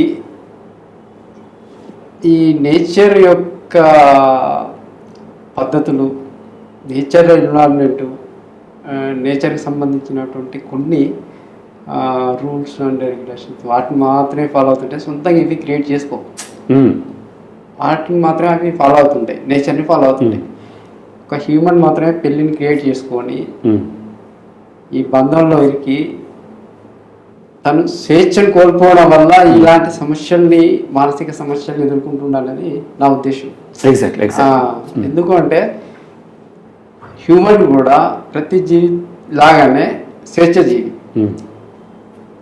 కానీ కొన్ని కారణాల వల్ల, మానసిక పరిస్థితుల వల్ల పెళ్ళి అనే బంధాన్ని క్రియేట్ చేసుకుని ఇప్పటి వరకు కూడా అది అదే జనరేషన్ నడుస్తుంది. దాంట్లో ఇమ్మడలేని ఈ స్వేచ్ఛ జీవి దాని నుంచి ఎలా బయటపడాలనే ఉద్దేశంతో కొట్టుమిటాడుతున్నాడు అనేది నా ఉద్దేశం. ఎందుకంటే స్వచ్ఛమైన స్వేచ్ఛను కోల్పోయి సొసైటీ రూల్స్, సొసైటీ నార్మ్స్, చుట్టుపక్కల వాళ్ళ ఆలోచనలు ఇవన్నీ దృష్టిలో పెట్టుకొని, ప్లస్ ఇంకొకటి ఏంటంటే భార్య భర్త దగ్గర ఇలాగే ఉండాలి, రెస్పెక్ట్ ఇవ్వాలి, అత్తమామకు రెస్పెక్ట్ ఇవ్వాలి, ఆడబిడ్డలకు రెస్పెక్ట్ ఇవ్వాలి. కొంతవరకు అన్నగారిన ఒక పాత్ర ఏంటంటే ప్రతి ఒక్కరి దగ్గర ఒక బానిసలాగా ఉండాలి, చెప్పింది చేయాలి, ఇట్లాంటి తను అనుభవించడం. మేలు కూడా ఇప్పుడున్న పరిస్థితుల్లో కూడా ప్రతి విషయంలో మేలు ఒక రెస్పాన్సిబిలిటీ తీసుకొని ఆ అమ్మాయిని పోషించడం, అమ్మాయి యొక్క డిజైర్స్ని తను దృష్టిలో పెట్టుకొని తన లైఫ్ని కంటిన్యూ చేయడం, ప్రతిదీ అమ్మాయికి సపోర్ట్ చేయడం, అమ్మాయి ఏం చెప్తే అది చేయడం. అంటే ఇప్పుడు నడుస్తున్నటువంటి పరిస్థితుల్లో కూడా మేలు కూడా డామినేషన్లోనే ఉన్నాడు. ఒక సంపాదించి పెట్టే ఒక యంత్రం లాగా మేలు. ఫిమేల్ దృష్టికి వచ్చేసరికి, ఫిమేల్ విషయానికి వచ్చేసరికి అత్తవారింట్లో అమ్మాయి యొక్క క్యారెక్టర్ ఏంటి అంటే జస్ట్ వాళ్ళు చెప్పింది మాత్రమే చేస్తూ, ఒక చాకరీ చేస్తూ, దాన్ని బట్టి ఒక పని మనిషిలాగా మాత్రమే ఉండాల్సిన పరిస్థితి. అంటే వీటితో పాటు చుట్టుపక్కల యొక్క చూడిపోటి మాటలు, సొసైటీలో ఉన్న క్రియేట్ చేసినటువంటి కొన్ని ఖచ్చితమైన రూల్స్, ఇలా ఉంటేనే కరెక్ట్, ఆ రూల్స్ దాటినప్పుడు వాళ్ళు కరెక్ట్ కాదు అని క్యారెక్టర్ మీద పడేటువంటి కొన్ని భారమైనటువంటి నిందలు, వీటన్నింటినీ భరించలేక, తట్టుకోలేక స్వేచ్ఛను కోల్పోయినటువంటి వాళ్ళ సర్కిల్లో కొట్టుమిట ఆడుతూ దాంట్లో నుంచి బయట వాడాలనే ఉద్దేశంతో ఇబ్బందులు పడుతున్నారు అనేది నా ఉద్దేశం. ఇంకో రకంగా కూడా ఏంటి అని అంటే ఇక్కడ ఇంకొక రెండు చెప్తాను. ఒకటి, కమ్యూనిస్టులు ఏం చెప్తారంటే దీనన్నిటికీ మూలం సొంత ఆస్తి. నాకు సొంత ఆస్తి, ఇది నా సొంతం అనుకున్నప్పుడు అలాగే ఫీమేల్ కూడా తన సొంత ఆస్తి కింద ఉండటం. సమ్టైమ్స్ మేల్ కూడా అమ్మాయి సొంత ఆస్తి అనుకోవటం, తన భర్త అని అనుకోవటం ఇది ఒకటి కారణం. ఇంకోటి, ఇప్పుడు నడుస్తున్నటువంటి సమాజంలో ఫీమేల్ సెక్షువల్లీ వల్నరబుల్ ఉండటం, అంటే రీప్రొడక్షన్ అయి ఉండటం, మేల్కి ఆ నెగిటివ్ కాన్సిక్వెన్సెస్ లేకపోవటం వలన ఈ బయట ఉన్నటువంటి, అంటే ఇప్పుడు ఏమైందంటే ఈ కాంటెక్స్లో మేల్ ఒక మృగం, ఫీమేల్ ఒక జింక పిల్ల లాంటి వల్నరబుల్. ఈ కాంటెక్స్లో ఆ మృగాల నుంచి కాపాడుకుంటానికి ఒక మృగాన్ని మంచిగా చేసుకోవటం. అంటే మనకి చిన్నప్పుడు మనకు కథలు చెప్తూ ఉండేవాళ్ళు. ఒక పులి ఉండేది, ఆ పులికి ప్రతిరోజు ఒక ఈ సాధు జంతువులు అంటే క్రూర జంతువులు కానటువంటి అడవిలో ఉన్న జంతువులు, ఆ జింకనో ఇంకోటో కుందేలో తనకి ఆహారంగా వెళ్ళాలి రోజుకోవారు. అది ఒప్పందం, లేకపోతే అన్నిటిని చంపేస్తుందని. వెళ్తుంటే ఒక రోజు నా కుందేలో లేకపోతే నక్కనో ఆహారంగా వెళ్ళాల్సి వచ్చినప్పుడు తను వెళ్ళి ఏం చెప్పిందంటే, నీకంటే బలవంతుడు ఇక్కడ ఉన్నాడు, అతను రాజు, అది ఏదో చెప్తుంది. ఆ టైగర్ అంటే నాకంటే బలవంతుడు ఎక్కడున్నాడు చూపించంటే తీసుకొచ్చి చూపిస్తే ఆ బావిలో చూపిస్తాడు. తన ప్రతిబింబాన్ని చూసి తను ఇంకో టైగర్ అనుకుని తను దాన్ని చంపేయటం దాంట్లో దూకితే ఆ టైగర్ చనిపోయింది. టైగర్ లయన్ ఏదో చనిపోయింది. చక్కగా చాలా హ్యాపీ అయిపోయారు ఆ టైగర్ చనిపోగానే మిగతా జంతువులని. ఇప్పుడు ఎక్కడైతే ఈ అడవిలో టైగర్ లేదని తెలిసిందో, ఇక చుట్టుపక్కల ఉన్నటువంటి రకరకాల అదర్ వేట కుక్కలు, హాయనాలు ఇవన్నీ అటాక్ చేసి వీటిలన్నీ చంపేసి, ఇలా జీవ వైవిధ్యం ఉంది. ఇది కూడా మనుషులకు తయారు చేసుకుంటారు, యానిమల్స్ అట్లా చేయకపోవచ్చు. ఒక జీవ వైవిధ్యం ఉంది. ఈ డైవర్సిటీని హ్యూమన్ బీయింగ్స్ కిల్ చేస్తూ ఉంటాయి. ఆ వైవిధ్యం ఒకదానికి ఒకటి సపోర్ట్ ఉంటుంది.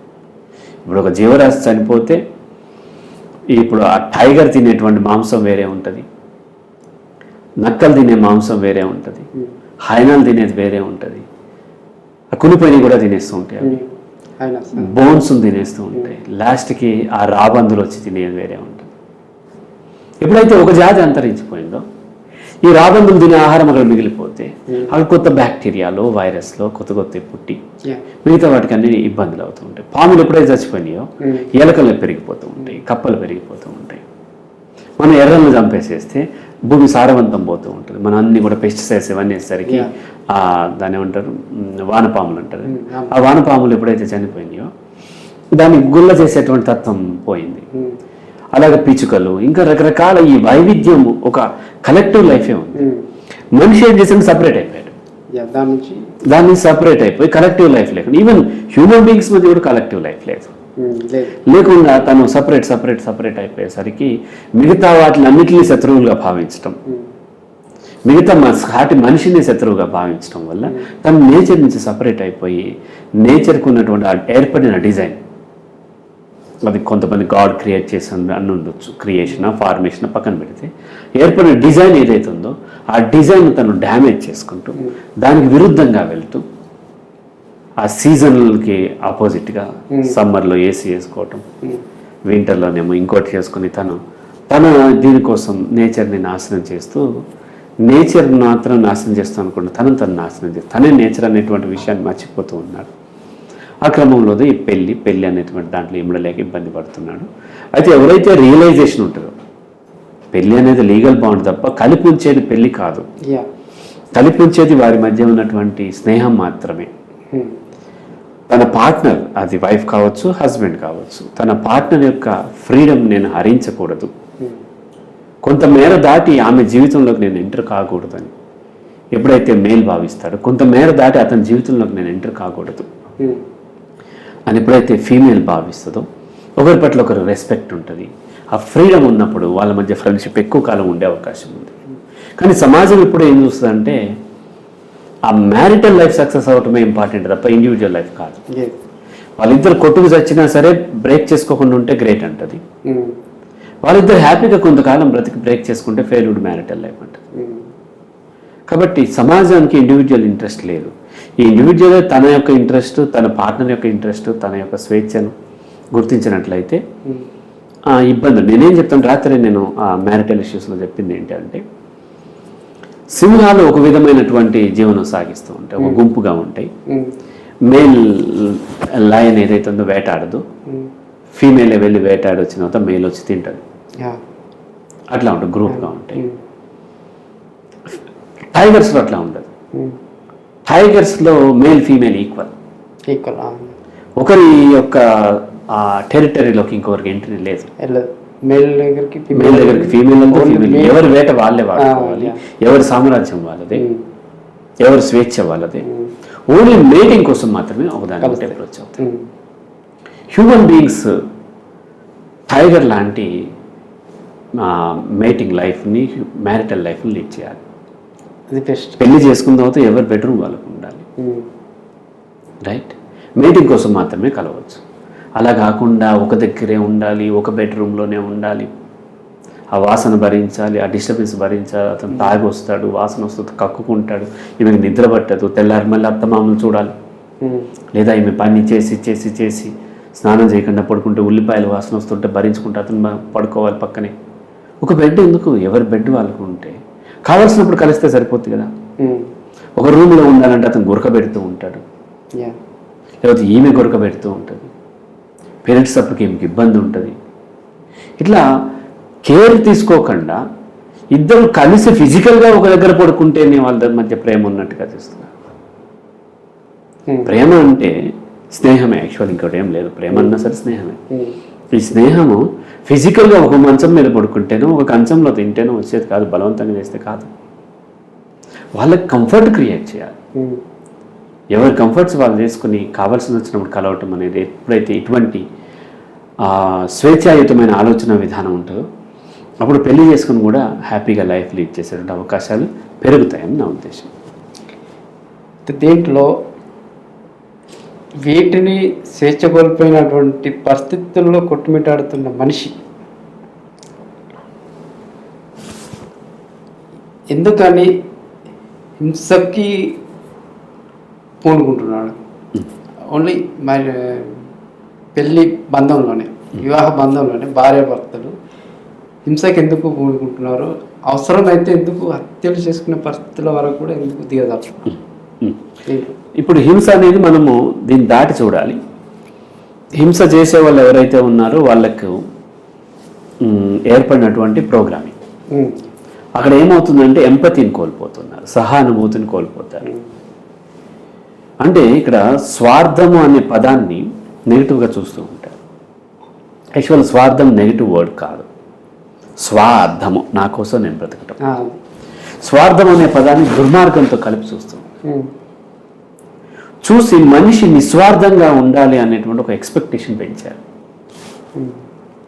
పెంచిన తర్వాత నా స్నేహితులు నిస్వార్థంగా నాతో స్నేహం చేయాలి, నా ప్రియురాలు లేదంటే నా భార్య, పెళ్లి చేసుకున్న తర్వాత భార్య, ఆమె నిస్వార్థంగా ఈ సాంసారిక జీవితంలో ఉండాలి అని ఇదని ఎక్స్పెక్ట్ చేయటం. లేకపోతే నా భర్త నిస్వార్థంగా నన్ను ప్రేమించాలి, అన్కండిషనల్గా లవ్ చేయాలి అనే ఎక్స్పెక్టేషన్ ఎప్పుడైతే పెంచుకుంటూ ఉన్నారో అది గ్లోరిఫై చేయబడింది బాగా, సమాజం చేసింది. అట్లా చేసేసరికి నిస్వార్థమైన అన్కండిషనల్ లవ్ని ఎక్స్పెక్ట్ చేసినప్పుడు అది ఎప్పుడైతే వాళ్ళకి లభించట్లేదన్నారో తీవ్రంగా మనస్తాపం పొంది అది వాళ్ళ తప్పు వల్ల ఇలా జరిగింది అని వాళ్ళు శిక్షార్హులు, లేదంటే వాళ్ళు కంట్రోల్ చేయాలి భయపెట్టి అన్న క్రమంలో అటాక్ చేయటం మొదలు పెడుతూ ఉంటారు. ఆ అటాక్ చేసే క్రమంలో తన యొక్క అహం దెబ్బతింటుంది. తన కంట్రోల్ లేనప్పుడు కోపం భయం రెండు ఒకటే. ఆ అహం దెబ్బతినటంతో ఆమెను డ్యామేజ్ చేయాలనే క్రమంలో అవసరమైతే ఇంకా ఎక్స్ట్రీమ్ వెళ్ళిపోయినప్పుడు ఒకసారి హత్యలు కూడా చేస్తూ ఉన్నారు. లేదా ఈవెన్ బాగా అమాయకంగా ఉంది, ఈవెన్ ఈజీగా తప్పించేయచ్చు, తప్పించేసి నేను ఈజీగా మూవ్ అవ్వచ్చు, ఈ డైవోర్స్ కంపన్సేషన్ ఇవేమి లేకుండా ఏదో రకంగా తప్పించేయచ్చు అన్న దాంట్లో మేలు రకరకాలైనటువంటి చేసి ఎప్పుడైనా ఒక వ్యక్తి దుర్మార్గంగా ఎప్పుడు ప్రవర్తిస్తాడంటే ఆ యొక్క యాక్ట్ చేసినప్పుడు, ఏదైతే ఆ పని చేసినప్పుడు ఆ కాన్సిక్వెన్సెస్, నెగిటివ్ కాన్సిక్వెన్సెస్ వస్తాయి కదా, దుర్మార్గమైనటువంటి చర్య ఎప్పుడైతే తను పాల్గొన్నాడో దాని పర్యవసానాల్ని తను హ్యాండిల్ చేసుకోగలను అని నమ్మినప్పుడు Yeah. ఒకటి. రెండోది పర్యవసానాల్ని అంచనా వేయలేనప్పుడు, లేదా తను ఆల్కహాల్ తీసుకున్న ఏదో ఉండి పర్యవసానాలని అంచనా వేయలేనప్పుడు, లేదంటే పర్యవసానాల కంటే కూడా వచ్చే బెనిఫిట్ ఎక్కువ ఉన్నప్పుడు. రైట్? అంటే నేను ఒక హత్య చేస్తే పడే శిక్ష కంటే ఎక్కువ బెనిఫిట్ వస్తుంది Yes. అనుకున్నప్పుడు తను ఈ యొక్క దుర్మార్గపు చర్యకు పాల్గొనే అవకాశం ఉంది. ఉదాహరణకు ఒక భూస్వామి దగ్గర ఒక అమ్మాయి పని మనిషి ఉంటుంది. ఆ పని మనిషి భర్త కూడా అక్కడే పని చేస్తున్నప్పుడు ఈ భూస్వామికి ఆ అమ్మాయి మీద కన్నుబడింది. అలాగే ఆ పని అమ్మాయి భర్త మేలు ఉన్నాడు కదా, అతనికి భూస్వామి భార్య మీద కన్నుబడింది అనుకుందాం. సెక్షువల్లీ కావాలనుకున్నప్పుడు ఈ భూస్వామి అమ్మాయిని బలాత్కారం చేసే, రేప్ చేసే అవకాశాలు ఎక్కువ ఉంటాయి. సేమ్ కోరుకున్నటువంటి ఆ పని అతను ఆ యజమానురాల్ని రేప్ చేసే అవకాశాలు ఉండవు. Yeah. ఎందుకంటే భూస్వామి దాని ద్వారా వచ్చే కాన్సిక్వెన్స్ని హ్యాండిల్ చేసుకోగలనని నమ్మకం ఉంది. బయటపడితే ఆమె అల్లరి చేస్తే తన భార్యని హ్యాండిల్ చేయగలడు, ఆ అమ్మాయి భర్తను కూడా హ్యాండిల్ చేయగలడు. గట్టిగా అంటే పనుల నుంచి తీసేస్తాడు, లేదంటే చంపేస్తాడు. Yeah. Something. సేమ్ అదే తను హ్యాండిల్ చేయలేడు. కాబట్టి సేమ్ సైకలాజికల్ పొజిషన్ ఉన్న ఇద్దరిలో తన పొజిషన్ బట్టి తను అటాక్ చేస్తున్నాడు. అలాగే బావ అంటే అక్క భర్త తన మీద ఏమన్నా తప్పుడు బిహేవ్ చేసినప్పుడు ఆమె వెంటనే బయట పెట్టలేదు. Yeah. ఎందుకంటే అక్క యొక్క జీవితం పోతుంది కాబట్టి బయట పెట్టలేకపోయి నోరు మూసుకుని వెళ్ళిపోతుంది. ఇలా పరిస్థితులు ఎక్కడైతే తనకు ఒకవేళ పరిస్థితులను హ్యాండిల్ చేసుకోగలను అనేటి ఉన్నప్పుడు, అలాగే ఒక అమ్మాయిని రేప్ చేశాడు ఒక అబ్బాయి, పెద్ద ఆయన ముసలాయన చిన్నపిల్లని రేప్ చేశాడు. రేప్ చేసిన తర్వాత రేప్ విషయం బయటపడితే ఊరి శిక్ష ఏదో మరణ శిక్ష ఉంది ఇప్పుడు దిశ తర్వాత. దిశ కాదు, మన నిర్భయ కేసు తర్వాత. ఇంతకుముందు రేప్ చేస్తే యావజ్జీవ శిక్ష ఏదో పడేది. ఇప్పుడు మరణ శిక్ష ఉండేసరికి ఏమైందంటే ఇది బయటపడిపోతుంది. తర్వాత కొంచెం స్పృహలోకి వచ్చాడు, అప్పుడు తాగి ఏదో చేశాడు. స్పృహలోకి వచ్చిన తర్వాత బయటపడిపోతే తన ప్రాణం పోతుంది కాబట్టి అమ్మాయిని చంపేశాడు. ప్రాణం నిలబడుతుందేమో అనేటువంటి ఒక ఆశతో ఇలా ఒక యాక్ట్ చేయటం వలన తనకు వచ్చేటువంటి పాజిటివ్ బెనిఫిట్స్ ఏవైతే ఉన్నాయో అవి ఎక్కువగా ఉన్నప్పుడు, ఈ యాక్ట్ కంటే ఎక్కువ బెనిఫిట్లు ఉన్నప్పుడు, లేదంటే నెగిటివ్ కాన్సిక్వెన్స్ని హ్యాండిల్ చేసుకోగల నమ్మకం ఉన్నప్పుడు, లేదా కాన్సిక్వెన్సెస్ని తన అంచనా వేయలేనప్పుడు దుర్మార్గంగా చేస్తూ ఉంటాడు. అది హింసకు పాల్గొనడానికి, ఒక దుర్మార్గానికి పాల్గొనడానికి ఒక మనిషి దగ్గర ఉన్నటువంటి స్టేట్ ఆఫ్ మైండ్. అలాగే భార్యాభర్తల్లో ఈ అమ్మాయి తన కంట్రోల్లో లేదు, తన కంట్రోల్ తప్పిపోతుంది, ఏదో విధంగా కంట్రోల్ చేయాలి. అప్పుడు హింస చేసినా నన్ను అడిగే వాళ్ళు ఉండరు. భర్త నాకు ఒక దెబ్బ ఇడా, ఇటువంటి కబుర్లు ఎన్నో ఉంటాయి మనకి సమాజంలో. కాబట్టి గ్రాంటెడ్గా తీసుకుని అతను హింసకు పార్టిసిపేట్ చేస్తూ ఉంటాడు. సమ్ టైమ్స్ హత్య దాకా వెళ్తూ ఉంటాడు. సేమ్ యాక్ట్ ఫీమేల్ తక్కువ చేస్తుంది, బికాజ్ దానికి అంత యాక్సెస్ లేదు. భార్య కొట్టింది, భర్త భార్యను కొట్టాడు, భర్త భార్యను కొట్టాడు, భార్య భర్తను కొట్టింది అన్న దాంట్లో ఈక్వల్ కాదు రెండు. అంటే ఇది అంటే ఇప్పుడు ఉన్న సిచ్యుయేషన్లో జరుగుతున్నాయి అవి. బట్ నా ఉద్దేశం ఏంటి అంటే వాళ్ళు స్వేచ్ఛను కోల్పోయినటువంటి పరిస్థితుల్లోంచి బయటపడలేక, స్వేచ్ఛను సంపాదించుకోలేక, ఫ్యామిలీ మెయింటెనెన్స్ అని, చుట్టుపక్కల వాళ్ళ యొక్క ఆలోచనల విధానాలు, చుట్టుపక్కల వాళ్ళ గురించి ఆలోచించేటువంటి సైకలాజికల్ ప్రాబ్లమ్స్ వల్ల, సొసైటీలో ఎలా ఉంటుందో నేను బయటకు వెళ్ళి భర్తను భార్య కానీ భార్యను భర్త కానీ వదిలేసి ఒకరినొకరు వెళ్ళిపోతే ఏమనుకుంటారనే ఉద్దేశంతో కొన్ని పరిస్థితుల్లో అలా లాక్ అయిపోయి అక్కడే ఉండిపోయి వాటిని భరించలేని పరిస్థితుల్లో కూడా స్ట్రెస్ అనేది పెరిగిపోయి ఇంటర్నల్గా అలాంటి ఫైట్స్ అనేవి జరుగుతాయనేది. అవును, ఎగ్జాక్ట్లీ. దాంట్లో అందరూ చేయకపోవచ్చు, ఎవరైతే ఇలా ఉందో వీళ్ళు చేసే అవకాశాలు. ఒకవేళ మనము ఏమాత్రము ఓపెన్గా మనం కనుక చర్చించి ఓపెన్గా ఒక సర్వే కనుక కండక్ట్ చేస్తే పెళ్ళైన ప్రతి ఒక్కరు, పెళ్ళై 1 year అయిన వాళ్ళు మెజారిటీ పీపుల్ డైవోర్స్ తీసుకుంటేనే బాగుంటుందని అనుకుంటారు. తీసుకోలేక, బ్రేక్ చేసుకోలేక, కంపన్సేషన్ పే చేయలేక, లేదంటే కల్చర్ని గుడ్డిగా నమ్మి ఒక మంచి పేరు కోసము ఇంకో దానికోసమో కలిసి ఉంటారు తప్ప ఏ భార్యాభర్తలైనా సరే పర్టికులర్లీ భర్త తను విడిపోయే అవకాశం ఏది లేకుండా ఉండి సమాజం మొత్తం యాక్సెప్ట్ చేస్తుంటే విడిపోవడానికి ముందు చూస్తూ ఉంటారు. ఫీమేల్కి అది తక్కువ ఉండొచ్చు, ఎందుకంటే కొన్ని కారణాలు సైకలాజికల్గా అటువంటి స్ట్రెస్ను భరించలేని పరిస్థితుల్లో కూడా ఆ స్ట్రెస్సే వాళ్ళని అలా. నా కౌన్సిలింగ్లో నేను ప్రీ మ్యారిటల్ కౌన్సిలింగ్లో కానీ అంటే ప్రోగ్రామ్స్లో కానీ నా క్లయింట్స్కి నేను చెప్పేది ఏంటంటే ఆడపిల్లలైనా మగపిల్లలైనా పర్టికులర్ ఆడపిల్లలకి ఒకవేళ పెళ్ళి అయిన వెంటనే ఏదన్నా సిచ్యువేషన్ వచ్చి డైవోర్స్ తీసుకోవాల్సి ఉంటే మెంటల్లీ రెడీ ఉండండి.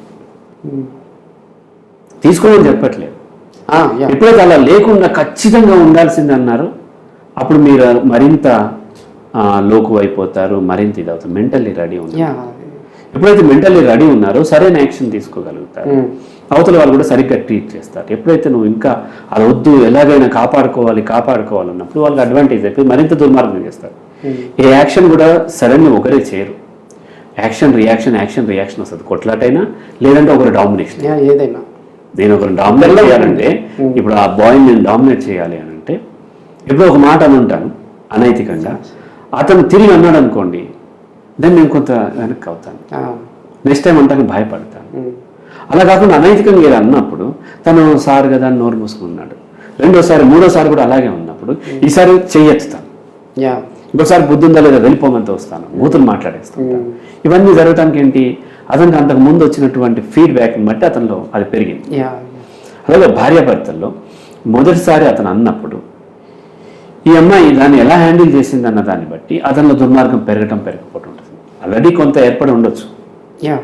ఇప్పుడు చాలామంది రేపిస్టులు డైరెక్ట్ రేప్ చేయరు, చిన్నప్పటి నుంచి ఆ యొక్క యాటిట్యూడ్ డెవలప్ అవుతుంది. చాలా ఎదుటి వాళ్ళ యొక్క అంగీకారం లేకుండా మనం కొన్ని చెయ్యొచ్చు అనేది. ఇప్పుడు ఒక అమ్మాయిని సైకలాజికల్గా వాళ్ళకి కొన్ని దాన్ని ఏమంటారు ప్రీ ఎగ్జిస్ట్స్ అంటారు. అయ్యా ఏదో ఒక అమ్మాయిని అని ఉంటాడు, ఇంకో అమ్మాయిని టచ్ చేసి ఉంటాడు, ఏదో ఒక రీజన్ అలా 4-5 సార్లు చేసినప్పుడు ఎక్కడ కూడా రియాక్షన్ పడి ఉన్నారు వాళ్ళు. అప్పుడు రేప్ చేసినా పడి ఉంటుంది అమ్మాయిని, కారణంతోనే రేప్ చేస్తూ ఉంటారు తప్ప ఆల్ ఆఫ్ సడన్ రేప్ చేయరు. రేప్ అనేది ఒక యాటిట్యూడ్ ఓన్లీ లైంగికమైనది కాదు, అది వైలెన్స్. రేప్ అనేది ఏమంటే లైంగిక అవయవాలతో చేసేటువంటి హింస. సైకలాజికల్ ఆ పర్సనాలిటీ వాళ్ళకి డెవలప్ అయింది. మెజారిటీ అందరికీ ఉంటుంది, బట్ వాళ్ళకి ఎక్స్ట్రీమ్ ప్లెజర్ కోసం కాదు వాళ్ళు చేసేది. రేప్లో ఏం ప్లెజర్ ఉంటుంది? నేను అన్నది ఏంటంటే వాళ్ళకి బాడీగా సెక్సువల్ శారీరకంగా ఏమి ప్లెజర్ నిజం చెప్పాలి, మానసికంగా అహం సాటిస్ఫై. నిన్ను డ్యామేజ్ చేశాను చూడు, నువ్వు పవిత్రం అనుకునేటువంటి శీలాన్ని నేను డ్యామేజ్ చేశానంటే నేను విన్ అయ్యాను, అందుకని అబ్బాయి రేప్ చేస్తూ ఉంటాడు. సో ఫీమేల్ ఎందుకు చేయదంటే దాంట్లో డ్యామేజ్ చేయటం లేదు, తను డ్యామేజ్ అవటం నేను సామాజిక బిలీఫ్ ప్రకారం. అందుకని ఫీమేల్ మేల్ మీద అయితే దీంట్లో సార్ మ్యారేజ్ అయిన తర్వాత మేల్కి కానీ ఫీమేల్కి కానీ కొన్ని బలమైన స్ట్రెస్ మొదలవుతుంది. ఎట్లా అంటే అమ్మాయి కనుక పక్క వాడితో మాట్లాడము, లేకపోతే ఇంకా సంథింగ్ వాళ్ళ సర్కిల్లో కానీ ఎవరితో ఫ్రీగా మూవ్ అవడము ఇట్లాంటివి జరిగినప్పుడు మేల్కి కొన్ని కండిషన్స్ అంటే సైకలాజికల్ కండిషన్స్ అనేవి స్టార్ట్ అవుతాయి. కొన్ని ఆలోచనలు స్టార్ట్ అయ్యే ఎలా ఉంటాయంటే ఒకవేళ ఆ భార్య అలా మూవ్ అవుతున్నప్పుడు ఫ్రీ అక్కడ తప్పు జరుగుతుందనే ఆలోచన ఇతనికి ఉండదు, కానీ ఏంటంటే చుట్టుపక్కల వాళ్ళు ఏమైనా నా భార్యని తప్పు ఆలోచిస్తారేమో, అప్పుడు నా యొక్క ఇమేజ్ డ్యామేజ్ అవుతుంది, ఎందుకంటే ఆ పర్సన్ నా యొక్క ఓన్ కాబట్టి ఇట్లాంటి ఫీలింగ్ ఉంటుంది. అమ్మాయి కూడా ఉంటుంది అక్కడ, అమ్మాయి కూడా అబ్బాయి తన సర్కిల్లో కానీ చుట్టుపక్కల విషయంలో కానీ రిలేషన్స్లో కానీ కొంతమంది ఫిమేల్స్తో క్లోజ్గా మూవ్ అవుతున్నప్పుడు ఈ ఫిమేల్ కూడా కొన్ని ఇన్సెక్యూరిటీ ఉంటాయి. ఎట్లా అంటే నేను అందంగా లేదని చెప్పేసి ఒకవేళ మూవ్ అవుతున్నాడని చెప్పేసి ఎవరైనా ఏమన్నా అనుకుంటాను, ఫస్ట్ థాట్స్ వాళ్ళకి వచ్చి అక్కడ అబ్బాయి ఏదో చేస్తాడని ఈ అమ్మాయికి ఉండదు, తను ఏదో ఎంజాయ్ చేస్తున్నాడు నన్ను కాదని చెప్పేసి ఈ అమ్మాయికి ఉండదు, ఈ అబ్బాయి కూడా అలానే ఉండదు. కాకపోతే డామినేషన్ అనేది మొదలవుతుంది. అంటే ఒకవేళ ఆ అబ్బాయితో ఫ్రీగా ఉండే అమ్మాయి నా గురించి ఒకవేళ తక్కువ చిన్న చూపు చూసేటువంటి పరిస్థితులు ఉంటాయి. నేను బాగాలేకనే ఆ అమ్మాయికి క్లోజ్గా నాకు క్లోజ్గా ఉంటున్నాను అమ్మాయి అనుకునే అవకాశాలు అధికంగా ఉంటాయని చెప్పేసి ఒక సెల్ఫ్ రెస్పెక్ట్ అనేది ఇక్కడ డ్యామేజ్ అవుతుంది అని ఒక ఆలోచనతో ఇన్సెక్యూరిటీ ఫీలింగ్ అనేది మొదలయ్యి ఇద్దరి మధ్యలో ఇట్లాంటి అంతరాలు మొదలయ్యి విడిపోయే పరిస్థితులు కూడా ఉన్నాయి అనేది నా ఉద్దేశం. అవును అవును. ఇక్కడ మీకు ఇంకొంత మీకు ఉపయోగపడే ఇన్ఫర్మేషన్ ఇస్తాను. ఇవి రకరకాల ఓసిడీలో రిలేషన్షిప్ ఓసిడీ అని ఒకటి ఉంటుంది.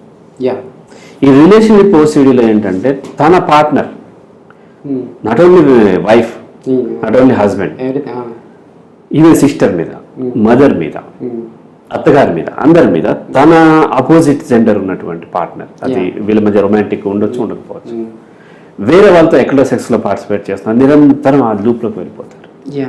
అది వన్. కొంతమందికి ఓసిడీ ఏంటి అని అంటే తనకు వచ్చే పార్ట్నర్ వర్జిన కాలం, ఇది ఒక పెద్ద కాన్సెప్ట్, వెర్జినిటీ. దాని మీద సఫర్ అయ్యి తను అవుతూ ఉంటారు. అల్టిమేట్లీ ఏంటి అని అంటే ఒక అమ్మాయి, నేను పెళ్లి చేసుకున్న అమ్మాయి వేరే మగవాడితో మాట్లాడుతుంది అని అంటే సామాజికమైన బిలీఫ్ ఏంటి అని అంటే, ఇంకా మనకి రూరల్ ఏరియాలో ఇంకా ఎక్కువ ఉంటుంది బిలీఫ్ ఏంటి అని అంటే భర్త సరిగ్గా సాటిస్ఫై చేయట్లేదు అందుకనే వెళ్తుంది అని ఒక లేబుల్ అన్నమాట. ఇదే నమ్ముతాడు, వాళ్ళు వేస్తారు లేదు పక్కన, ఇదే నమ్ముతాడు. అలాగే ఫీమేల్ కూడా అంతే. తన భర్త వేరే అమ్మాయితో మాట్లాడుతున్నాడంటే తను సరిగ్గా తను సాటిస్ఫై చేయట్లేదేమో, తను వెళ్ళిపోతాడని భయం చేస్తుంది. ఫీమేల్ ఎప్పుడు కూడా చూడండి, ఒక ఎక్స్పెరిమెంట్ కావాలంటే చేసి చూడండి, కానీ అది హ్యూమన్ బీయింగ్స్ మీద చేయడం కరెక్ట్ కాదు. ఒక అమ్మాయిని ప్రేమించిన అబ్బాయి, అందరికీ మ్యారేజెస్లో కూడా సహజంగా కట్నం వీటికి ఇప్పుడంతా వ్యతిరేకం, నేను కానీ లేకపోతే అభ్యుదయ వాళ్ళు ఎవరైనా, వాళ్ళు ఏం చెప్తారంటే కట్నం లేకుండా మేము చేసుకుందామని వెళ్తే వాళ్ళు అంటున్నారు కట్నం లేకుండా చేసుకున్నానంటే మీ అబ్బాయికి ఏం అవలక్షణం ఉందో అంటున్నారు. అట్లాంటివి కూడా ఉన్నాయి సార్. ఎందుకంటే ఫీమేల్ ఎప్పుడు కూడా తను డామినేట్ చేయాలని కోరుకుంటుంటుంది మేల్ని. డామినేట్ చేయకపోయేసరికి అతనికి ఏమైనా ఇబ్బంది ఉందేమో, తన యొక్క ఇన్ఫీరియర్ ఏమో, అవలక్షణం ఉందేమో అనుకుంటుంది. ఒక అమ్మాయిని ప్యూర్లీ లవ్ చేసి సెక్స్ కోసం ఇతను బలవంత పెట్టకపోతే ఆ అమ్మాయి చాలా ఇన్ఫీరియర్ ఫీల్ అవుతుంది. ఒకటి అతనిలో ఏదో అవలక్షణం ఉందేమో అనుకుంటుంది, లేదంటే అతను వేరే వాళ్ళతో రిలేషన్ ఉన్నాడేమో, నా మీద సెక్షువల్ ఇంట్రెస్ట్ లేదేమో అని. అతను ప్యూర్లీ లవ్ చేస్తున్నాడు, తను గౌరవిస్తున్నాడు అమ్మాయిని. సెక్షువల్ ఇంట్రెస్ట్ ఉన్నా సరే తను ఏం కంట్రోల్ చేసుకుంటున్నాడు, అమ్మాయి సెల్ఫ్ రెస్పెక్ట్ని గౌరవిస్తున్నాడు. ఒక అమ్మాయిని ప్రేమించిన తర్వాత నీతో నాకు సెక్స్ వద్దు, ఓన్లీ ప్రేమ ఒకటే చాలు అంటే అమ్మాయి తట్టుకోలేదు. అంటే నేను అట్రాక్ట్ చేసుకోలేకపోతున్నాను నిన్ను, లేదంటే వేరే వాళ్ళు ఇంకా ఎక్కువ అటాచ్ అయి ఉన్నాడా ఏంటి అని ఇటువంటి అపోహలు ఏర్పడుతుంది. ఎందుకంటే అది సమాజంలో ఉన్న కల్చర్ని బట్టి వాళ్ళు అలా ఏర్పడుతుంది.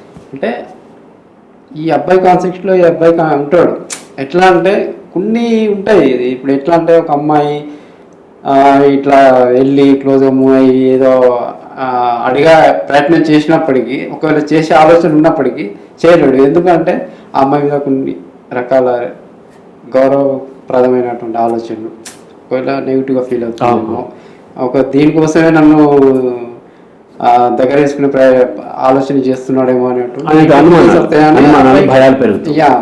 అట్లాంటి పరిస్థితులు అబ్బాయి కూడా ఆ ఆలోచనని డైవర్ట్ చేసుకునే ప్రయత్నం చేయొచ్చు. అమ్మాయి కాంటెక్స్ట్లో కొంతవరకు ఇలా ఉండొచ్చు, అలా ఉండొచ్చు. ఏంటంటే ఒకవేళ అబ్బాయి వీక ఎందుకు ఇలాంటి దూరంగా పెడుతున్నాడు, ఇట్లాంటి ప్రయత్నాలు ఎందుకు చేయట్లేదు అని అమ్మాయికి ఇట్లాంటి ఆలోచనలు కూడా ఉండొచ్చు. మేబీ అబ్బాయిలో కూడా అలాంటి ఆలోచనలు ఉండొచ్చు. అంటే అమ్మాయి మీద అలాంటి ముద్రలు లేవు సార్ ఇప్పటి వరకు. ఎందుకంటే ఈ సెక్స్లో అమ్మాయి వీక్ అనేటువంటి కొన్ని కాన్సెప్ట్ లేవు. అబ్బాయి సెక్స్లో వీక్ అని కాదు, పిల్లలు అనట్లేదని అదొకటి అది కల్చర్ నుంచి అవ్వచ్చు. పిల్లలు మగవాడికి లోపంలో ఉండి కనకపోయినా ఆమె అంటున్నారు, లేదా ఆమెలో ఇబ్బంది ఉండి కనకపోయినా ఆమెనే అంటున్నారు. ఇది ఉంది. సో అల్టిమేట్లీ ఏంటి అని అంటే ఇక్కడ బిహేవియరల్ సైన్స్లో ఇది ఏ ఇద్దరు ఒక రకంగా ఉండరు. Each and every individual is unique, each and every case is different. ఒక కేసులో అబ్బాయి ఇలా అనుమానపడ్డాడు ఈ కారణాల చేత, కాబట్టి రెండో కేసులో కూడా అలాగే ఉండాలని లేదు. కాబట్టి ప్రతిదాన్ని మనం కాంటెక్స్ట్తో విశ్లేషించినట్లయితేనే మనకి ఆ ఇద్దరి మధ్య ఏం జరిగింది అనేది, కొన్ని మనం ఏదైతే జనరలైజ్ చేసి థియరీస్ మనం చేస్తున్నామో ఇవి మెజారిటీకి అప్లై అవ్వచ్చు తప్ప ఖచ్చితంగా అదే ఉంటుందని లేదు.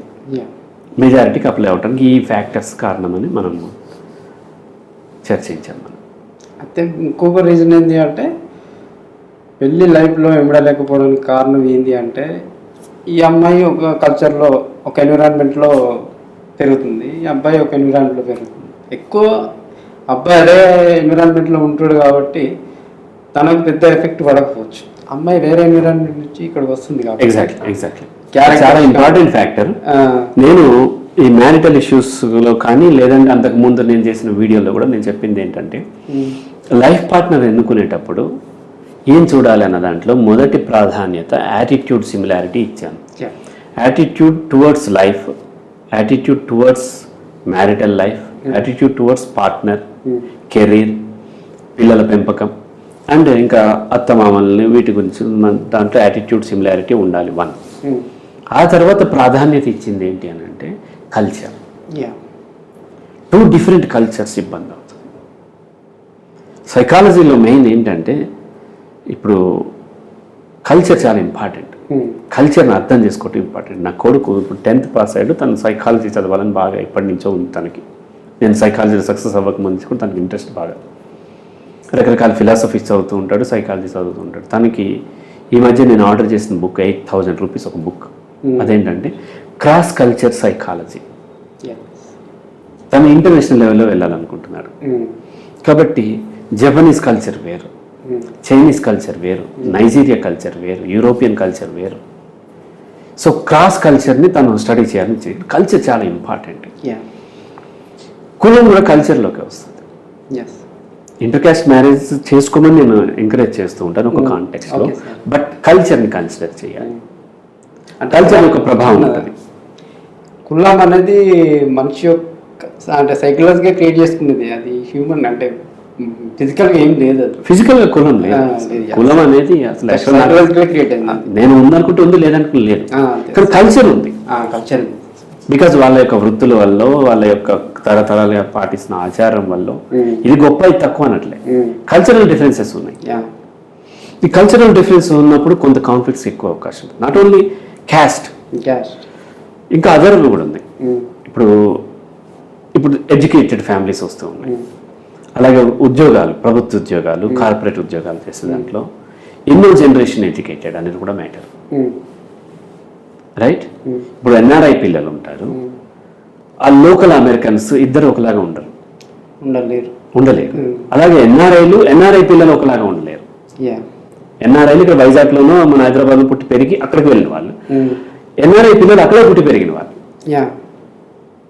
వాళ్ళ కల్చర్లో తేడా ఉంటుంది. అలాగే 3వ generation graduate, first generation graduate, same caste, same economic condition, age బాగుంది, ఈడు చూడు బాగుంది, ఇద్దరు అమెరికా వెళ్ళిపోయారు, ఇద్దరు బీటెక్ చేశారు, ఇద్దరు ఎంఎస్ చేసి జాబ్ చేస్తున్నారు కదా అని పెళ్లి చేస్తారు.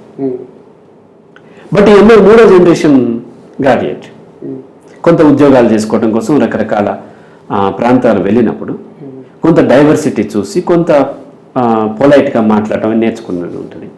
వీళ్ళు మొదటి జనరేషన్, అఫ్ కోర్స్ ఇతను కూడా బీటెక్ చేసి ఉండొచ్చు, బట్ ఇతను అక్కడే ఉండి అక్కడే వ్యవసాయ కుటుంబంలో ఉండటం వలన, అక్కడ లోకల్ ప్రభావం ఇతని మీద ఉండటం వల్ల ఇతను తొందరగా అమ్మాయిని బ్యాడ్ వర్డ్స్ తిట్టేస్తుంటే అమ్మాయి తట్టుకోలేకపోతుంది.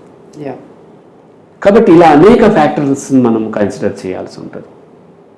అలాగే అర్బన్ రూరల్ ఏరియాలో ఉన్నటువంటి చేసుకోవద్దు అనట్లే, బట్ ఆ ఫ్యాక్టర్ని ఉంటుంది అనే అవేర్నెస్ ఉండి దాని పట్ల అవసరమైన కౌన్సిలింగో లేకపోతే వాళ్ళు అలర్ట్గా ఉండటమో, ఆ అమ్మాయికో అబ్బాయికో, ఆ అమ్మాయి సున్నితంగా ఉంటుంది ఎందుకంటే ఈ ప్రాంతంలో ఈ కల్చర్లో పెరిగింది కాబట్టి నువ్వు అటువంటి వర్డ్స్ వాడకూడదు, మనకు ఓకే. అలాగే జెండర్ డిఫరెన్సెస్లో నేను నా భార్య నన్ను ఏంటి అమ్మాయికి చూస్తున్నావు అన్నదానికి, నేను నా భార్యని ఏంటి అబ్బాయికి చూస్తున్నావు అన్నదానికి చాలా తేడా ఉంది, చాలా తేడా ఉంది. అలా ఈ జెండర్ డిఫరెన్సెస్ చాలా ఇవన్నీ సున్నితమైనవి. Gender differences, cultural differences, caste differences, ఆహారపు అలవాట్ల డిఫరెన్సెస్, ఇవన్నీ కన్సిడర్ చేయాల్సి ఉంటుంది. ఇంకొకటి ఏంటంటే అమ్మాయి కల్చర్ డిఫరెన్స్ వల్ల ఇక్కడ వచ్చి పడే ఇబ్బంది వల్ల అమ్మాయి చేసేటువంటి ఫోకస్ ఏదైతే ఉంటుందో దానివల్ల టోటల్ ఫ్యామిలీ ఎన్విరాన్మెంటే కాకుండా ఆమె హస్బెండ్ ఎవరైతే ఉన్నారో ఆ అబ్బాయి ఆ పర్సన్కి సైకలాజికల్ ఎఫెక్ట్ పడి తను కూడా డిస్టర్బ్ అవుతూ అమ్మాయి కారణంగా ఉమ్, అమ్మాయి మీద విరక్తి పుట్టే పరిస్థితులు ఎదురయ్యి అమ్మాయిని దూరం చేసుకునే ఆలోచన కూడా చేసే పరిస్థితులు ఉంటాయనేది నా ఉద్దేశం. ఎగ్జాక్ట్లీ. అయితే ఇక్కడ పెళ్లి అనే విషయంలో మనం ఇంకా కొన్ని విషయాల్ని మనం మాట్లాడాల్సి ఉంటుంది. పెళ్లిలో సెక్స్ ఉంది. సెక్స్ అనేది శారీరకమైంది, రీప్రొడక్షన్ కూడా ఉంది. అది అమ్మాయి చేస్తుంది కాబట్టి పక్కన పెట్టండి. సెక్స్ అనేది ఇద్దరి మధ్య శారీరకమైన కలయిక ఉన్నప్పుడు ఇక్కడ మోడర్న్ సొసైటీలో వాళ్ళిద్దరి మధ్య సెక్షువల్లీ ట్రాన్స్మిటెడ్ డిసీజెస్ అంటే ఒకరికొకరు సోకేటువంటి అవకాశం ఉంది. హెచ్ఐవినో లేకపోతే మరొకటి సోకేటువంటి అవకాశాలు ఉన్నాయి. కొన్ని మేల్లో కనిపించకుండా ఫీమేల్లో కనిపించడం, కొన్ని ఫీమేల్లో కనిపించకుండా మేల్లో కనిపించడం, లేదా కొన్ని ఇద్దరిలో ఉండటం. సో ఇటువంటి అవకాశాలు ఉన్నాయి. అయితే ఇప్పుడు హ్యూమన్ సొసైటీ ఏదైతే ఉందో ఈ సొసైటీలో పెళ్ళి అనేది వ్యాపారంగా మారింది తప్ప జీవితం కాదు. కాబట్టి ఎంతసేపు ఏం చూసుకుంటున్నారు పెళ్ళి అనగానే వాళ్ళు ఏ కులపు వాళ్ళు, ఎంత సంపాదన ఉంది, ఎంత సంపాదన ఉంది, ఎన్ని ఆస్తులు ఉన్నాయి, ఏం ఉద్యోగాలు ఉన్నాయి, ఏం ప్యాకేజెస్ ఉన్నాయి, వాళ్ళ వెల్త్ ఏంటి వెళ్ళి చెక్ చేసుకుంటారు. ఆ డాక్యుమెంట్స్ చెక్ చేసుకుంటారు. వాళ్ళ పొలం యొక్క డాక్యుమెంట్స్ చూస్తారు, రిజిస్ట్రేషన్ అయినా లేదా, ఇతని శాలరీ స్లిప్ చూస్తారు. ఇన్ని చూస్తున్నటువంటి వారు ఆ అబ్బాయి ఆరోగ్య పరిస్థితి ఏంటి, బ్లడ్ రిపోర్టు, ఈ అమ్మాయి బ్లడ్ రిపోర్టు తీసుకుంటానికి మాత్రం చాలా అవమానంగా భావిస్తున్నారు. అది లేదు. కానీ వాటన్నిటికంటే ఇంపార్టెంట్ ఇది. మొత్తం జీవితం దీని మీద ఆధారపడి ఎన్నో కేసుల్లో ఈ అమాయకమైనటువంటి ఆడపిల్లలు వాళ్ళు ఏ తప్పు చేయకుండా హెచ్ఐవి బారిన పడ్డారు. అడిగితే చాలు కోపం తెచ్చేసుకుంటున్నారు. ఈ మధ్య కొన్ని కేసుల్లో ఫీమేల్ని అడిగారు వాళ్ళు, కానీ ఫీమేల్ నేను ఇస్తాను, అబ్బాయిని కూడా ఇవ్వండి అంటే అబ్బాయిని ఇవ్వం, అమ్మని అడుగుతారా అనే కోపం. వీటి పట్ల అవేర్నెస్ పెరగాల్సిన అవసరం ఉంది. ఎందుకంటే అది జీవితం. శరీరం ఉంటేనే మనము జీవనం సాగించగలం. శరీరాన్ని డ్యామేజ్ చేసేటువంటి ఏదైతే ఉన్నాయో వాటి గురించి ఎంక్వైరీ చేసుకోవటం అనేది ఓపెన్గా రావాలి. అందరూ ఓపెన్గా స్వచ్ఛందంగా తమ యొక్క బ్లడ్ రిపోర్ట్ మీరు ఇచ్చిన ఇవ్వకపోయిన మగవాళ్ళు పర్టికులర్ పెళ్లి కొడుకు ఆడపిల్లలను అడిగితే అవమానంగా భావించవచ్చు. కనీసం మగపిల్లలు స్వచ్ఛందాన్ని ఇచ్చేస్తే వాళ్ళు కూడా ఇస్తారు. ఇచ్చేటువంటి కల్చర్ పెరుగుతుంది. ఇప్పుడు ఈ రోజు నేను స్వచ్ఛందంగా పెళ్లి చేసుకునే అమ్మాయికి ఇచ్చినట్లయితే నా చెల్లికి పెళ్లి చేసేటప్పుడు ఆ అబ్బాయి కూడా ఇచ్చే అవకాశాలు పెరుగుతాయి. అలాగే నా చెల్లికి కూడా నేను ఇచ్చే అవకాశాలు కూడా పెరుగుతాయి. అలా బ్లడ్ రిపోర్ట్లు ఎక్స్చేంజ్ చేసుకోవటము, హెల్త్ రిపోర్ట్లు కొంత ఉండటం అనేది స్వచ్ఛందంగా రావాలి. లేదంటే చట్టమైన దాన్ని కంపల్షన్ చేయాలి. చేసినట్లయితే చాలా దాంట్లో తప్పు ఏమీ లేదు, ఉన్నదే ఇస్తాం కదా. ఫ్యామిలీలో ప్రతి విషయాన్ని ఓపెన్గానే ఉంటుంది. వాళ్ళు కూడా అంతే కదా. అవును. ఇప్పుడు టోటల్ హ్యూమన్ వాళ్ళు మొత్తం టోటల్గా ఫ్యామిలీ అనేది నా ఉద్దేశం. అందులో ఈ టెస్ట్లు అనేవి చేసుకోవడంలో పెద్ద తప్పేం కాదు. మళ్ళీ ఇప్పుడు నా ఉద్దేశం అంటే టోటల్ ఇప్పుడు మన జరిగిన ఈ డిస్కషన్లో కేవలం ఈ హ్యూమన్ మ్యారేజ్ లైఫ్ అనేది ఏ రకంగా స్టార్ట్ అయినా ఎవరు స్టార్ట్ చేసినప్పటికీ స్వేచ్ఛ అనేది కోల్పోవడం వల్ల సెక్స్ కోసం మ్యారిటల్ లైఫ్లోకి వచ్చేసి స్వేచ్ఛను కోల్పోతున్నటువంటి సైకలాజికల్ ప్రాబ్లమ్స్ వల్ల ఈ ప్రాబ్లమ్స్ అనేవి ఏర్పడుతున్నాయి. జస్ట్ అవేర్నెస్తో ఒకరు అర్థం చేసుకుంటూ ప్రాబ్లం ఇది, దీనివల్లే మాకు ఈ ప్రాబ్లమ్స్ వస్తున్నాయి, ఈ ఆలోచనలు వస్తున్నాయి, ఇలాంటి పరిస్థితులు ఇద్దరి మధ్యలో ఎదురవుతున్నాయి అనే ఒక ఆలోచన మనలో ఉన్నప్పుడు సెల్ఫ్గా మనం కంట్రోల్ చేసుకునే అవకాశం ఉంటుంది. సో జస్ట్ అవేర్నెస్ కోసం అని చెప్పేసి చేసినటువంటి కొన్ని విషయాలని అబ్జర్వ్ చేసుకుంటే వ్యూవర్స్కి ఇది ఉపయోగపడుతుంది. ఇక్కడ మానసికమైన స్వేచ్ఛ ఇంపార్టెంట్. స్వేచ్ఛ అనగానే ప్రజలు సామాజికమైన స్వేచ్ఛ అనుకుంటారు. మ్యారిటల్ లైఫ్లో ఉండి వేరే వాళ్ళతో తిరగొచ్చేమో స్వేచ్ఛ అది కాదు. మ్యారిటల్ లైఫ్ అనేది, మ్యారేజ్ అనేది లీగల్ అగ్రిమెంట్. దాంట్లో ఉన్నప్పుడు కూడా మానసికమైనటువంటి స్వేచ్ఛ ఉంటుంది. మానసిక స్వేచ్ఛ అవసరం. అలాగే ఎదుటి వ్యక్తికి కూడా కొంత స్వేచ్ఛ అవసరం. నాకు కొంత పరిధి ఉంది. పెళ్లి చేసుకున్నంత మాత్రాన ఆమెకు నేను యజమానిని కాదు, ఆమె భర్తను. అలాగే పెళ్లి చేసుకున్నంత మాత్రాన అతనికి అమ్మాయి యజమానురాలు కాదు ఆమె జీవితానికి. అతని జీవితం డ్యామేజ్ చేయనంత వరకే పెళ్లి చేసుకున్నాను కాబట్టి అమ్మాయిని చంపేసే హక్కు నాకు లేదు. పెళ్లి చేసుకున్నాను కాబట్టి ఎప్పుడంటే అప్పుడు ఆ మీద పడి సెక్సువల్ కోరికలు తీర్చుకునే హక్కు కూడా లేదు. ఇద్దరి అంగీకారంతోనే సెక్స్ నడవాలి, ఏది జరిగిన ఇద్దరి అంగీకారంతోనే, అంతే తప్ప ఒకరి మీ పెళ్ళి అనేది ఒకరి మీద ఒకరి హక్కు కాదు, ఒకరి పట్ల ఒకరికి ఉన్నటువంటి బాధ్యత. సో పెళ్ళి అనేది ఈ ఫ్లూయిడ్స్ ఎక్స్చేంజ్ చేసుకునేది కాదు, ఎమోషన్స్ ఎక్స్చేంజ్ చేసుకునేది. సో ఇది అర్థమైనప్పుడు వాళ్ళ జీవితంలో పెళ్ళిని కూడా డ్యామేజ్ చేసుకుని ఎక్కువ కాలం పాజిటివ్గా గడిపేటువంటి అవకాశాలు. ఈ మ్యారిటల్ లైఫ్ చాలా క్వశ్చన్స్ ఉన్నాయి. కాకపోతే ఏంటంటే జస్ట్ ఇది స్వేచ్ఛ అన్నది శారీరకంగా కాదు, మానసికంగా ఉండాలి. అది దేని ద్వారా అంటే అవేర్నెస్తో మాత్రమే వస్తుంది. ఎగ్జాక్ట్లీ. తను కంట్రోల్ చేసుకునే తన ఆలోచనలు బ్రాడ్గా ఉన్నప్పుడు, మానసికంగా ఒక అద్భుతమైన ప్రపంచం మనసులో ఉన్నప్పుడు ఆ మనిషికి ఇలాంటి స్ట్రెస్ కానీ నెగిటివ్ ఇంపాక్ట్ కానీ పడే అవకాశాలు ఉన్నాయి అనేది నా ఉద్దేశం.